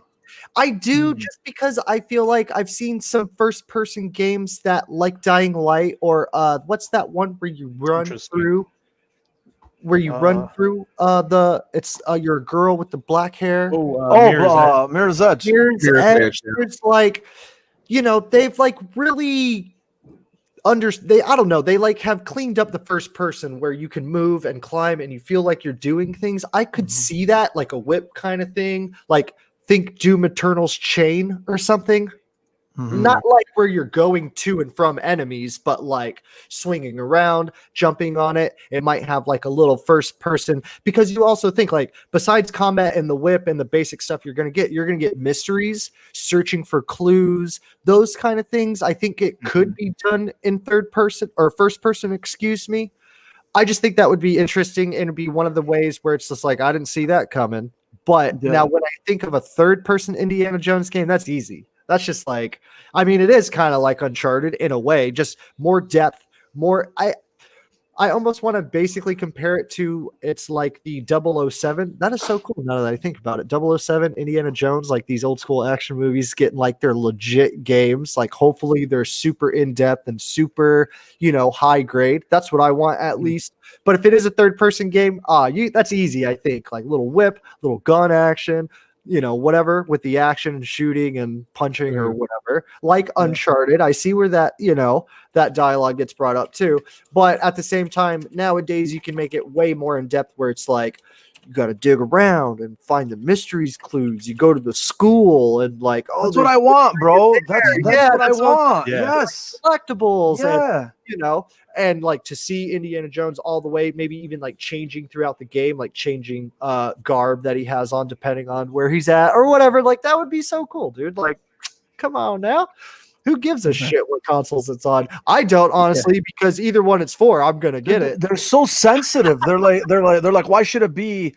No, like the sensitivity is unbelievable, right? They're like, oh, it's gonna be like, like you got the PlayStation fanboys who are like, oh, it's gonna be like Uncharted, and then you got Xbox fanboys who are like, well, why does it need to be like Uncharted? But who cares?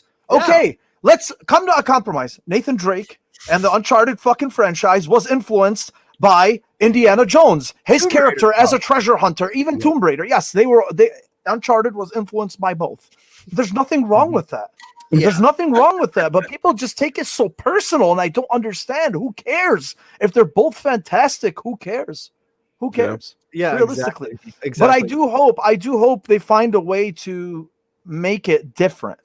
So unique and deep. Yes. Well, this kind of like seeing the 007 Indiana Jones is kind of what I would like to see for Predator and Terminator and stuff like that. RoboCop, maybe, whatever. Like, I would like to see those games rotate into what 007 and Indiana Jones is doing. I think that'd be really cool. But yeah, that's my sense.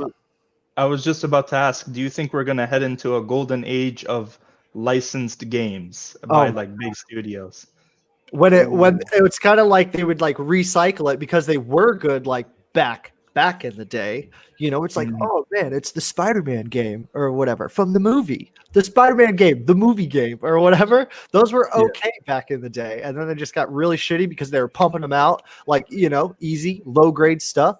Yeah. Maybe, dude, that would be cool, Josh. I think that would be super cool, dude. Yeah. You know what though? You know what's strange, honestly? You kind of just gave me an idea about that. So we always say we kind of like frown whenever a video game franchise is turned into a movie, right? But how many movies that games were made of were okay, how am I going to say this? How many video games can you think of that were based on a movie that were actually fantastic or great? Not too many. Yeah. Honestly, I'm trying to think of one off the top of my head, and I can't right now. I remember like X-Men Origins, right? Wolverine. Yeah, but that doesn't count. That was fun. Yeah. That wasn't great. Yeah. It wasn't like a game. It was just It was just fun. But it goes both ways when you really think about it, right? Gamers, like we don't want our freaking stories and our games turned into movies, or at least if you do it, at least do a good job. And so far, we haven't really had much to celebrate. And really, it's been vice versa, so. And granted, this is an all new story. It's a completely, it's not based on anything universe. It's the indie universe, obviously, but it's just a brand new story that they're creating. Yeah. So that's nice. I like it when they do that. It's not already based on a story that's already existed. They're kind of just like, okay, this is. I mean, really, the only successful ones you could say is James Bond. Yeah. To a certain extent. I think we had one good Godfather game that like did its own thing. The first one. That doesn't count either. Which one? You mean so we're talking about a movie that made into a game? We're talking about good games that were based on movies. Like how many good games were based on movies? So The Godfather itself took place within the timeline of The Godfather, but it was like an alternate storyline. Of one of an up and coming grunt for them, basically. It was actually good. Cool. The original Godfather, the game itself was good. It wasn't bad. The problem is every game that came out that resembled Grand Theft Auto was just compared to Grand Theft Auto.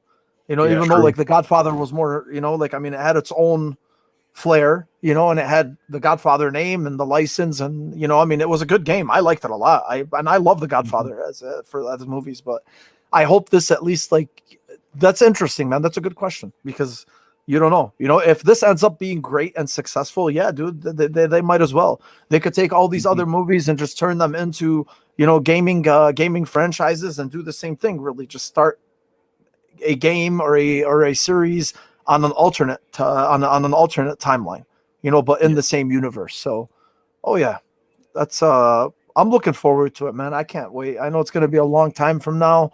Machine Games is hiring for it still, apparently, so I don't know what they have. I mean, you have to expect like it's going to be pretty big, based on the partnerships that they have. And we'll see what happens with that. The other thing is, so Lucasfilms has kind of been on a. They really surprised, first like with the whole Indiana Jones thing that we just discussed, and then now they're making an open world Star Wars game with Ubisoft. So now they kind of like, I think Disney got to a point where it seems like, so obviously, we know how much money Disney has, they're a mega conglomerate, but the fact that there's been no Marvel movies in 2020, Nobody's going to their theme parks. It would be asinine to even think that they did not take a huge financial hit in this year, right? Meanwhile, you can't help but look at the video game industry and be like, holy shit, this is fucking thriving. This is why I said earlier when we were talking about how video games and COVID and how what a record-breaking year it was. So you can't really sit there and believe that Disney did not look at this and be like, okay, we need to do something here. We have to get back into this somehow in some way, and now it doesn't seem like that the EA license is completely exclusive with Star Wars anymore. Okay, No. like it's not. Even though EA did say that they still plan on making Star Wars games, and they're obviously going to make a Jedi Fallen Order 2 or whatever it's going to be, but they're no longer the only studio that is making Star Wars games. And this was a big surprise to a lot of people because the fact that it's an open world Star Wars game that's made by Ubisoft Massive, which is the team that's responsible for the Division 1 and 2. Yeah. And so I don't know what to think of this. I want to see what you guys' take is, like, I don't know if you guys played the Division 1 or 2, if and how do you feel, do you feel like this type of thing is going to resonate in a game like that or in a genre like that? Josh, I'm gonna let you go first with that one. Oh man! I'm about to be winded, so I'm gonna be honest with you. Okay, I already heard you. Who's going first? Who's going first? You already passed it to me, so here we go. The Division 1 is an excellent game. Ubisoft has a knack of burning us with games. Honestly, okay, I've played a lot of the games. I've played Ghost Recon. I've played Wildlands, Breakpoint. Like I've played their games. Far Cry. I've played them. Ubisoft needs to do something different if they're going to go to an open world, because I feel they're going to screw it up. Like the Division is an excellent game, but the way they did the inventory, the way they did the always changing the gear, they killed it for us. It's like little quality of life things that they changed. I mean, granted, playing Division is a beautiful game, but a game can be beautiful if it doesn't play well. So I don't care about how it looks. I want to play the game to have fun, and I want to enjoy it. Don't stick all these little things in there that makes the game unplayable, and I'm not going to say unplayable. I don't want to go that extreme. Make it to where you don't want to play it. That's what I say, not unplayable. Make it where you may not want to play it. Uh-huh. And if they do not, let me see. Yeah, they do. Far Cry. The Far Cry series are open world. It's open world. It is first person. It's not third person, right? Ubisoft, don't mess it up. Don't mess it up. I'm trying not to be biased, and that's the problem. I keep running into a lot of blockades because I'm biased. Ubisoft has burnt me with Division 1. It's burnt me with Division 2. It's burnt me with Ghost Recon Wildlands and Far Cry 3. It's burnt me with a lot of games. And yeah. I know. They've burnt me. That's a long conversation we can have, man. Honestly. Yeah, no. Well, yeah, I know. We'll probably get to that one day. Josh, what do you think of this? You think this is a marriage made in heaven or what, man? It depends on what they're gonna do.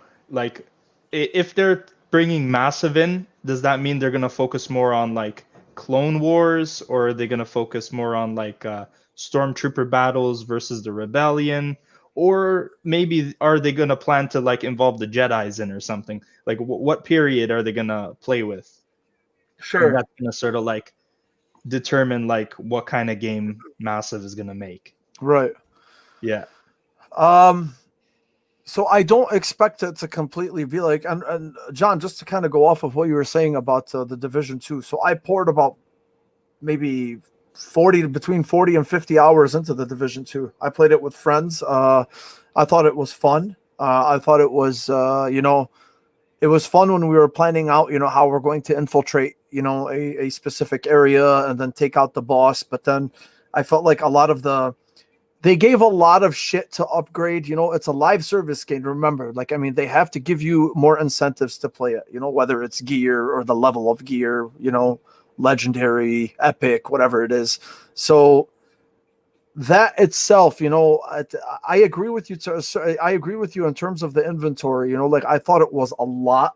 Personally, I think I did think it was a lot to manage, but at the same time, like once you got in the hang of it, it was fine. Like I mean, you got by. It wasn't really that bad. Really, the meat and potatoes of the game was the gameplay and just really enjoying it with your friends. I got to a point where I'm like, okay, once again, like it was like upgrade, fort, kill everyone, kill the sponge the sponge boss. Okay, rinse repeat, sponge bullet boss, rinse repeat, and I know that's the formula that's been very popular, clearly, like Destiny, to a certain extent, but for that itself, I mean, I'm just speaking on just my perspective. I mean, clearly the game was good. It has a huge following. It's very popular for them. If they're gonna make something like Star Wars, if they're gonna put a Star Wars game into that style, I think it might actually resonate with more people, because the lore is so big in Star Wars itself that they can really, if they end up making a good story to advance you through all of these, because the story in the Division 2 wasn't that good. It was like no, boring. it was garbage. It was. Yeah, it was boring. Like that's not what pushed you in the Division 2. What pushed you to play the Division 2 was the gameplay loop and really playing with your friends. That's it. And the dark zone and being able to go the dark zone again. Yeah, right? It definitely wasn't the story, but that's the No. thing that Star Wars has on their hands is the fact that is the lore, so, and the fact that a lot of people will be they will be very intrigued and very curious about a Star Wars game in that world. Mike, So you like? Go ahead, man. Go ahead. No, man. I was gonna say. I mean, I was just saying this last thing here, and I know Mike is he's gonna unload on it. There's three things that they need to get this right in. Okay, that people are going to like dissect down. They need to get the gunplay down. Okay, they like the gunplay. They need to get, well, actually it's four things. So the gunplay, large scale gunplay, where you have a big area where you're shooting more than one target. Okay. Yeah. They need to get the lightsaber hand-to-hand combat down. Like that's by itself. If that's cheesy and watered down, this game is gonna die. Okay. And then they need to be able to integrate being able to play in the middle of gunfight while whipping a lightsaber out and being able to put a lightsaber away, go back to a gun or force, or what I'm saying, like being able to do those things. If they don't have that gameplay to a crisp, they can forget about it. It's going to be a lot of cover system, kind of like a Gears of War kind of thing, or like you say, they're going to use they're probably going to use the same combat and stuff from Watch Dogs, maybe. Say like Watch Dogs open world and there's something like that. But that lightsaber combat gotta be epic. If it's not, nope. Mm-hmm. Good point, John. I like that Watch Dogs reference there. Like, all right, because I was thinking to myself too, like how would these people who have made Div 1 and Div 2, which I've played extensively, more Div 1 than Div 2, but I still beat it and did all the things, and I played the next whatever. And so it makes me feel like Star Wars. When I think Star Wars, I really like the lore behind it. I'm like a noob Star Wars fan. I'm not really that big into it, but I like what it's bringing, So when I think Star Wars, I definitely think straight up Force Awakens type of style. I don't really think blasters. Like, to me, the whole concept of like Battlefront 2 or whatever is weird to me. But I get that it's like wars and like it's just like, guns and guns, like fighting against each other. And I get that as well. You got your tanks and you got your guns and you got your ground troops, but it's like futuristic in space, whatever, which is cool. When I think somehow Division turns into Star Wars, I get a little, because that's what you need to implement is good gunplay, if there's gunplay, and good lightsaber, like melee. Did the Division only had like a melee, like one melee attack? But with Far Cry, though, they got that experience, and I'm pretty sure there's like melee weapons in Far Cry 3, right? Because I'm pretty sure it's in 5. I played 5. So, and then probably open world or whatever as a Star Wars like looter shooter or something. That's what gets me weird too. It's like Lucasfilms just like was like, oh, here you go. People make video games about Star Wars, you know? and that's cool, but you gotta like trust in and kind of know what they're doing. That's why I like DC games a lot too, because WB kind of owns their own shit and they make some quality stuff. You know what I mean? So like Harry Potter or whatever. But yeah, when I think rotating Division studio rotating into Star Wars, I'm not really sure how they're going to do that. It seems like they kind of like have something new going for them, because I just looked them up on Wikipedia and it says to be announced is not only the Star Wars game, but an Avatar game, like James Cameron, the movie Avatar game. And I found that interesting. That could only be an open world. You know what I mean? Like that, you know, this studio is diving. What is going on with all the movies, bro? What's going on with all the movie games? But anyway, yeah, they got to hit that gameplay good. You know, they got to hit that gameplay good. It's very hard for me to imagine this studio making a Star Wars game. You know what I mean? But yeah, very interesting though, because I like Star Wars. I like it. I think we all do, bro. Yeah. I don't know. I used to not like it. That's why I say it. I used to be like that's too cheesy for me. And I'm a comic book guy. Like whatever. And then I guess it was like, I don't know. It was literally last year, Mo, when I moved to Florida. It was just like I watched all the like the prequels and sequels, and I watched them all. I'm like, I so get it, but why do they talk about all this bullshit in between? Like, I want the Jedi, I want the Sith, man. Like, I want this like, oh, we're battling mind shit. Like half of the movie, you know, I want that kind of stuff. You know what I mean? But yeah, what's some quick time events? Yeah, you need those, man. Go ahead. No. I was just saying, you need those. Gonna say Star Wars, because it's so grand, it has the ability to be a bunch of different styles and genres within the video game realm. So looking forward to it. Oh, for sure, man. Absolutely, baby. So let's see what they do with it, man. Glad that at least it's not exclusive to EA anymore, so we can see more variety, you know, which is good. Real quick, I wanted to mention, I don't know if you guys played the Wolfenstein games, the new ones. Yes. Oh, those are baller, dude. Yeah, I love those games. So they're you know, we were just talking about machine games. I think Wolfenstein 2, or I think the second one, the new Colossus. I think Frau Engel is probably one of my maybe a top 3 antagonist in all of gaming. I think she is a fucking psycho. Okay, I mean, she terrorized you, dude, throughout the game, you know, and I think they made her so fucking crazy and so strong. And dude, I mean, the thing is, and rightfully, you know, like if you play the game, remember when you actually go to the moon and you see Hitler? You know, Hitler was like, you know, they didn't make him seem like this serious, crazy villain, you know, that you would think it is. Like, he was kind of like just goofy in a way, you know, like he was kind of like a shit on. You kind of felt like Frau Engel really wore the fucking pants of that entire operation. You know, the way she terrorized you and she beheads you and she kills your friends. And it's just, it was amazing. That is a crazy fucking game, dude. Holy shit. Yeah. It's amazing, bro. It's amazing. The public execution. Like, oh my God, this is amazing. This is fucking crazy when they did the public execution. I love it. Anyway, the whole point I mentioned it is because the Bethesda collection, which is going to include, obviously there's the Wolfenstein games, and then the Arcane collection, which is Dishonored 1 and 2, and then what's the other one called? Prey, right? No, Prey. No, not Prey. Death of the Outsider and Prey. Oh, sorry, yes. And that. So apparently they're all going to be enhanced, and Crash Bandicoot 4. The only reason I mentioned it, Josh, was because of you. Was because I know you loved Crash 4, you know, and I personally loved it as well.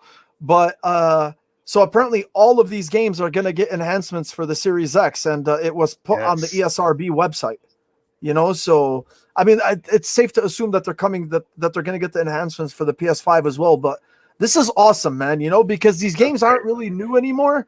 You know, but they continue to support them, and they continue to improve them, you know, from a visual and performance perspective. And I think that's awesome, because if you haven't played them from before, I think they're going to give you a bigger incentive to either replay them again or play them for the first time. Oh yeah. So I'm excited, man. Even I Crash would love 4. to go Crash. back into like Wolfenstein again. Yes. 'Cause, Yes. Like that's worth playing again. Oh, absolutely, man. Oh, hell yeah. We got a new generation of gamers coming in too. Guarantee it, man. A bunch of people are interested. Series X, PS5, you know, they're like, shit. You know, and I can play like some of the older games too. Like Wolfenstein is one of those games where it's like, I mean, I wouldn't recommend it to a younger boy. Like, but hey, if you want to see some fucked up shit, play this game. This is a good one. Yeah. I remember playing it when it first came out, and I was just like, I'm shook. But yeah, I liked it a lot. It was awesome, man. So I'm glad at least, and even Crash 4. Crash 4 is it's a beautiful game. It's the a gameplay for that game. is almost perfect. I think with Yes. these enhancements, it's gonna keep the frame rate good and like Yes, it's gonna be like, yes, absolutely. So I'm glad to see that, man. That's a good that was a good little nugget to include. And Hogwarts Legacy. Are you guys Harry Potter fans? I'm not a Harry Potter fan. I'm not. God damn it, John! Come on, you're killing me, Smalls. Come on, bro. I like the Sandlot reference, but I was looking forward to a MMO Harry Potter game. I'm not a fan. It is. But I was looking forward to that. But the fact that they pushed it off for, another year, hopefully it's not a game that we will not mention, but if they push it off for another year to get things straightened out, then I'm okay with that. It's another MMO, and this is coming from a WoW fan. Mm-hmm. What about you, Josh? I'm down for it. I like the trailer kind of hyped me up for it. Like you get to pick your own house that you get to be in. You get to like chill in the school with everybody, and like every now and then there's this mission that's gonna come out of nowhere that like you're gonna be able to like just run off into the forest and do kind of thing. Meanwhile, you're just like chilling with everybody at school. So it's like they got me. Hello. Yeah. It's cool because it's cool because you get to experience what life is like as a student in the school or whatever it is, but not as one of the core characters in the storyline, right? Which is what's interesting me about it even more, because I don't want to play in their shoes again. You already know how their story plays out. You already know what happens, right? Now it would be cool if I mean, I'm not sure exactly which timeline they're using, but it would be cool if you played as a student in that timeline to kind of see it from your perspective, or they could possibly just create something completely different and really just it be, hey, this is what a regular student in the Hogwarts school of witchcraft and wizardry looks like. This is what they do, and this is the type of shit that they get in trouble with and whatever. So I think it's cool. I think it sucks that it's been delayed, but it's not surprising, considering everything is getting delayed. Apparently, the developer themselves announced it got delayed to 2022. So that's okay. I don't really give a shit anymore, man. Honestly, like delays haven't. I don't care about delays. I haven't. Probably, I would say, it's always disappointing. I mean, you're human, but at the same time, like I just don't care, because again, it's like it sounds generic, but it really is the truth. Like there's so much shit to play, and I understand we all have specific games that we wait for and whatever, but whatever, bro. Just fucking fix it. There's going to be enough to play this year, I think. We're okay. Absolutely. Oh, absolutely. Yeah. Oh, yeah, for sure. Last thing I will touch on. I'm loving that Harry Potter thing, by the way, Mo, just a FYI. Yeah, hell yeah, bro. Like I'm just loving everything that I love Harry Potter, dude. Yeah, I love it. Yeah. But I love it. The delay thing is whatever, but man, this is what's going to get me into it. I know it, dude. I saw gameplay leaked actually a year ago. It looked third person. It looked solid. That's the old trailer that came out a couple of years ago. You're talking about. All right, right. Yeah. And so because this is a WB game, okay, and Avalanche Studios is doing this. Sorry, I just wanted to hit this up. Who made the Mad Max games, the Just Cause game, that recent one? So that's very interesting. Like that seems to be good. That fits or whatever. Plus with the Gotham Knights things, which is a different studio, I'm sure. So it's like that's what I was saying about WB earlier, where they got everything like unlike Star Wars, where it's like pushed out to other studios or whatever. But yeah, this shit looks awesome. This looks good to go. Oh yeah. Well, that's the thing too. So the game itself and it was rumored for so long, I mean, and everybody thought like, oh, there's no way this is a doctor trailer. There's no way this is a fan made trailer. This looks way too legit to be something that's fan made, but fuck, bro, it was true, and I think it's got I think if it cooks, that's another actually example of a studio who's doing something outside of their element. Avalanche. Yeah. Mad Max, Just Cause, Harry Potter. Right. Like, what? Yeah. I remember when it was first rumored too. It's always been rumored to be Avalanche, right? And I'm just like, and when it was finally confirmed, I was like, holy shit, man, this is another studio that's taking a chance on something that's outside of their element. And I like that. That's really what pushes creativity in the studios themselves, man. And if you fall flat, then okay, then you clearly know what doesn't work for you. Yeah, there you go. So Nice. I like it, man. I'm looking forward to that. Hell yeah. Okay, the last thing that I wanted to talk about, because this was probably the last big story that happened. And, I think Cyberpunk has been discussed so much, to the point, and especially over the past month, so, especially by us and everybody else. Yep. I'm just going to have you guys say what you think, like, just about the apology itself. And look, I'm the type that everybody knows, it's not a secret. I'm a big fan of the game. I absolutely love the game. I thought it was an incredible experience, and I got lucky. I played it on the Series X and I had a good experience with it. I mean, I was very invested into the world, and clearly, I told you, like 138 hours is how long it took me to get through just the first playthrough. So I was really, really invested into it. I invested into the characters and the lore and everything. And I feel like that's the way to play that game. Like, if you're going to play a game that big and that ambitious, at least like from a storytelling perspective and whatnot, because we know how CD Projekt Red and what they did with, what their pedigree is with their older games, at least. So their games at least command that kind of attention, or at least that kind of commitment, I would say. Because if you, like, to me, I feel like if you play this game in a linear perspective, you're missing out on everything else that makes it, what kind of like ties it in together. But the point is we all know what happened, the fiasco that happened, with the consoles. They fucked up. Everybody knows they fucked up. They're in a lot of hot water, and they finally broke their silence yesterday, and they apologized. They owned up to it, and they said that, they thought that what. Now, here's the thing. I'm of two mindsets here, because for me, okay, I'm not on board with the hyperbolic anger. Okay. I don't like hyperbole, and I don't like I don't like cancel culture, right?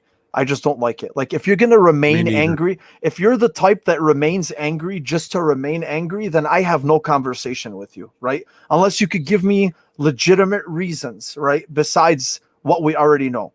And what I say is not an excuse for what they did. It's not an excuse because I love the game. It's not an excuse because of how great my experience was. My perspective on this is, okay, you apologized. You owned up to it. You gave us a roadmap plan. You told us when the next gen patch is coming out.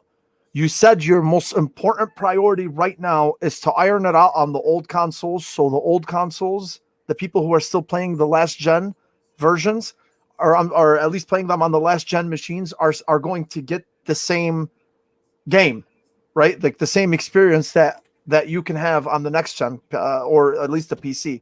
Not from a visual perspective, obviously, but so they're basically saying, like, we're going to iron out the bugs. We're going to make it playable. We're sorry. And then they started talking about, they got like a little technical in terms of the loading, and how fast assets load, because the game itself, that he actually, this is one of the good points that he made. And then I'm going to mention a bad point that he made. He made a good point when he said, because, dude, whether people want to admit them or not, the tech in the PS4, the base PS4 and the Xbox One is 10 years old at this point. Okay. When we got the machines in 2013, that tech was already at least a year or two old. So we didn't get new tech like we did in these consoles. This is all new. This is all custom made shit that they made, right? Granted, they're more powerful on the PC now, but still, considering what we have, this is probably the newest tech that we have in a console in a long time, right? And this and the old and the previous gens are now 10 years old in hardware.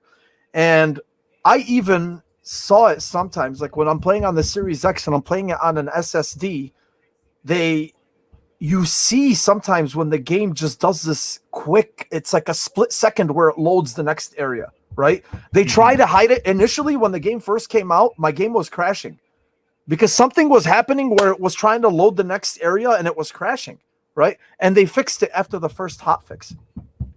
And then they said, like, you're not talking about a flat terrain, that has like people here and there. That's easy to load. You're talking about a big city with buildings and lights and there's so much, it's so condensed in there, and to load all that in an efficient manner on these previous gen machines is hard. It is hard. I'm not a fucking programmer, but I can tell you, I can sure as shit look at it and be like, yeah, that makes fucking sense. What I don't agree with him on, and where I felt like he still wasn't being genuine, is when he said that we believed that the console versions were ready to go and we didn't experience the problems that people had. I call bullshit on that, right? For as much as I'll say that give them a chance, okay, they owned up, they're being transparent and whatever, I'm still calling bullshit on the fact that you did not know how the PS4 and Xbox One versions, the base versions, were running like one on out. There's no fucking way that the rest of the world or everybody else had these shitty experiences, and yet your testers did not. I just don't believe it, right? Because it's all the same hardware at the end of the day. So there's so much you could say about it, but at the end of the, like, despite the fact that it sucks what they did and whatever, yes, okay, fine. Let them fix it. If they're being transparent right now and they're telling us this is what they plan on doing, the hyperbole, I feel like, has reached, like, it's so bad nowadays. Like, no matter what they do, from now on, no matter what CD Projekt Red does with this game, it's not going to satisfy everybody. Every time they make it, every time they move a step forward, they're going to be criticized for it. Hey, we're transparent. Fuck you. Hey, we're going to fix the game and fix the bugs and make it playable. That's our number one priority. Where's the next gem patch? Fuck you. Okay. Hey, we're giving free DLC and improving the game. You cut corners. There were some things that you removed from the game. Fuck you. You get where I'm going with this, right? Yeah. So I think right now they've reached the point where even what bothers me, if you played the game and you have opinions on it and whatever, I respect your opinion.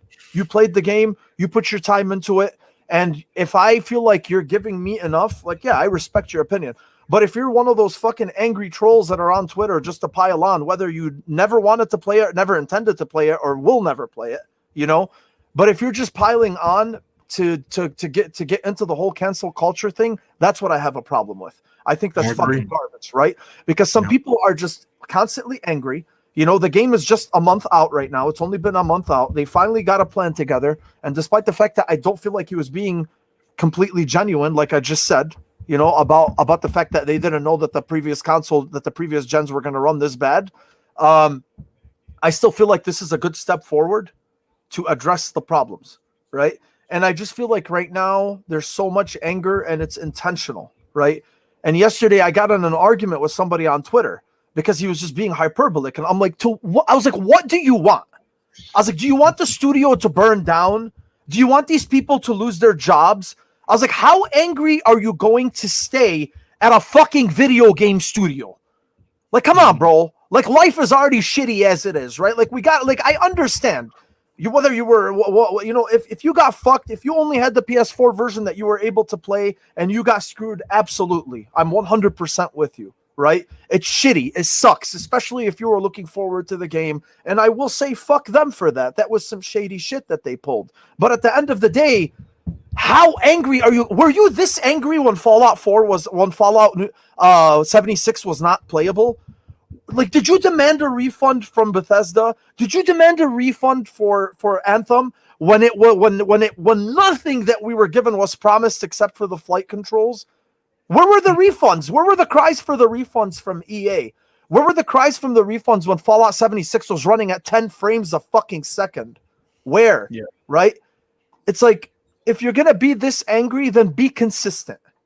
And I highly doubt that everybody who is angry at what happened here had the same type of anger toward Fallout 76 and the same type of anger towards Anthem. So I'd like you guys, I'd like your opinions on it just to see. You know, I mean, I think Josh, you did play. Did you play Cyberpunk? You did, right? Yeah. Okay, Yeah, so what do you think of all this? You know, like just quickly. Well, not even quickly. I want you to take your time. What do you think about what I just said? You know, in terms of the response and what they said yesterday and whatnot. So I'll put it like this: I played it. I got the platinum trophy for it. I did like every side quest, all the gigs, all the NCPD stuff, and obviously all the story stuff, and I loved it. It was amazing. But I just wish the game could keep up with that amazement. Yes. And like I had 90 hours put into it, and I got 30 crashes out of it, and I'm playing on a PS5. Yeah. So it was like almost every. I'm sorry. I had crashes too, Ben. For the first 50 hours of the game, okay, for the entire prologue, 0 crashes. None. Once I got into the second act, I was getting 1 crash per night. Yep. That's where it was happening for me too. Yeah. It was like in the second act. Yeah. Sometimes I could predict exactly when it was going to crash because I was moving too fast through the marketplaces where like there's tons of NPCs like gathered together. The game would start to chug when I'm moving through those spots, and then bam, crash. And like in terms of like the situation, I kind of feel like they weren't like super genuine with the apology because like they should have caught all this stuff and they should have delayed the game. But it's nice that they have that roadmap there to say, okay, patch 1, patch 2 coming.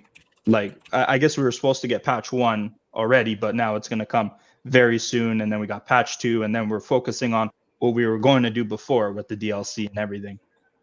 So I don't want to stay angry at them because the game's amazing.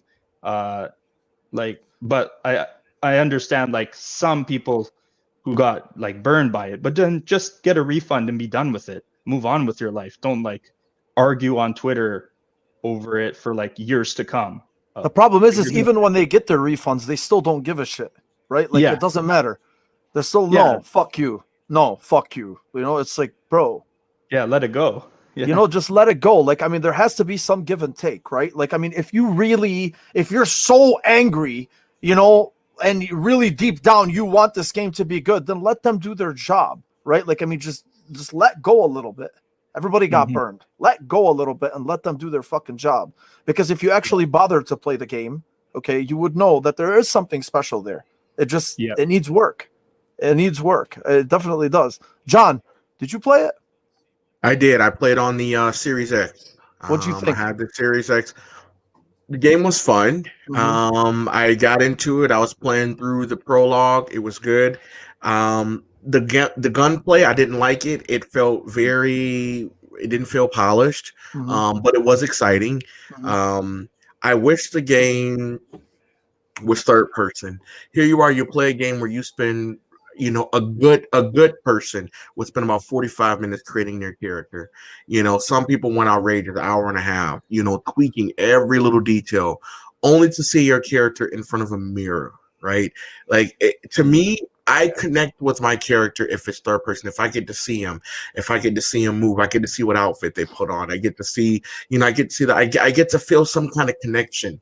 If I'm looking and all I'm seeing is hands on the screen, there is no connection whatsoever with that character, period. There's none. I like what they were going with it. I put in, I want to say about 9 hours I put in the game. I didn't make it past the prologue, so I can only speak on the prologue. But to me, I put the game down because I had a lot of issues on the Series X where I'm driving, the game would pause for like a good 8 seconds, then go again. Pause for like 8 seconds, go again. And I'm just like, you know what? I'm going to stop. Ready. It's not ready. Because I don't want to say the game is garbage. I will say this, that type of game is not for me if it's first person. It must be In order for me to play it, it must be third person. It Yeah. has to be. Otherwise, I'm not going to play it. I saw somebody did a PC mod where it's third person, and it looks horrible. So I think this game is not. I don't think this game is meant to be played on third person. Yeah. But hey, I'll come back. I'll revisit the game when they come out with a next gen version, and I'll look at it for probably the Series X. And we'll see from that point. But I just it was too many issues with the game for me to want to keep it. Way too many issues. Mm-hmm. I actually want to add on to the sentiment that it should have been in third person. I kind of like that it's in first person, but I do definitely agree. I wish in cutscenes or something like that you could see your character, because I'm not gonna spoil any of the ending, but in the endings there's a moment where you get to see your character. Yes. And yes. that's just yes. I felt goosebumps and cold when you see your character. It was especially cool. after that long journey that your character is going on, just to see the pathos and you see your character. This is what they went through, and it just gave me goosebumps. I wish there was more moments like that. I agree with that. I agree with that from that perspective. Me personally, the reason why I thought the first person worked is not just because of the fact that it's a shooter or it does have shooting elements, but also because of, whether it's the hacking, being able to see everything in from a first person perspective, whether you want to hack or whether you want to shoot or however it is you plan on tackle. But also the most important thing for me was the dialogue with the characters that you come in contact with. When you sit with them and you get to see their facial expressions and you get to see their how animated they were and because that itself really adds to the writing, right? The writing in the game is fantastic. So with the acting itself, right? I mean, with the way that the characters themselves sell you the dialogue, when they're talking to you, for me, from a first person perspective, it made it more personal. Right. When I was sitting with somebody having a beer, when you were sitting with Jackie in the prologue having a beer in the afterlife, that was fucking cool. Right. When you're talking to this is I think you already played this part, John. None of this is a spoiler, but you're Correct. sitting, you're just sitting at the bar having a beer, shooting the shit with him and talking to the bartender. I don't think you can get it to be that personal when you're in third person. Right. I know. So It's a personal preference. I get what you're saying, but Yeah. from a personal preference, absolutely. And that's why, we're just talking about how we felt about it. But for me, correct. when I looked at it, I was like, yeah, okay. I can see what they were going with. So it's, dude, it's, but as far as so what about Mike, you, man, what's going on with you, bro? The only person I know that enjoyed it on a base PS4. I'll keep repeating myself. I'm really surprised. I'm very impressed, Josh, that you counted the many times it crashed. It's crashed on me. I'm probably easily 40 in. I'm did everything. You know what I'm saying? And I'm just kind of going. I'm just walking, and when I come up to stuff, it's good. And it's crashed on me 3 times on a base PS4. Wow, 3 times. I shit you not, man. Yeah, That's amazing. I don't know. Wait, but that's it? Yeah. But That's I amazing. have good luck with this kind of stuff or whatever. But don't get me wrong. I come across where it's an entrance, an entry to your apartment, and it's a wall. But if you walk through it, it turns into the inner, the internal area of. You clipped, you clipped. Yeah, you know what I'm saying? Yeah. Sorry, I thought you said it crashed whatever, 40 and so- times before, but 3? That's Yeah, amazing. dude. 3 crashes, holy shit. And I play for 3 or 4 hours a night, when I play, or when I did play or whatever. So I don't know, but don't get me wrong, man. I get chopped and screwed, it's cool, often or whatever. So it sucks. When I watched that 5-minute apology clip, though, I was like, ooh, y'all are in trouble. That's yes. because, dude, Man. and for me to be whoa, somewhere along the line, it said dudes, we need to prep for an apology video. That just wasn't him walking up to the camera and being No, we're sorry, blah, blah, blah, blah, blah. They were okay, team in the office, lawyers and shit. What do we need to say to make sure that this shit is good to go? You know what I mean? Okay. And then they got their dudes on like the blueprints and they're like, let's make a roadmap. Let's like get everybody caught up. We got to say this, but we can't say this. And certain things need to go. Like, although my experience is like pretty good with the game, like I definitely understand from what I hear about it. Also, there is this long-winded thing that I read where they mentioned that the entire game had some sort of underground sewer system that was supposed to be playable, and whenever they were like some of the ways done with it or some shit, or they were just trying to polish it up, and then they sent it to like the higher ups to be like, yo, are we good to throw this in the game? And they were like, that looks like shit. But everybody working on it said it was like really cool, and it gave off that masquerade vampire game vibe. That was the specific words they used in this little like essay that they wrote or whatever. And it seemed like it was some guy who was like in the close or whatever. They said that you'll come across a lot of locked doors that were supposed to be able to, you're supposed to open them, whether it's like through unlocking them or like open the door. You know what I mean? Right, so there was a lot of stuff where it's like, and I am so about that like 10-year-old hardware stuff, man. You know what I mean? Like, that's a very good point, dude. And for the game to be running like it is, it was just like, honestly, I get the whole, we've been making it for so long. We need to like launch on as many consoles as we can and not only make it a now gen release. You know what I mean? Like, why miss out on all that money? Ah, man, but look at what kind of predicament they're in now, saying sorry. And so whenever you get to start to get talking about like, oh, what's going on with Cyberpunk, it's basically like the apology note was the next step. Yes. And so basically that is their job as a video game studio or whatever. However it fits into the job description, it does. And they did it. And now they're on the next step.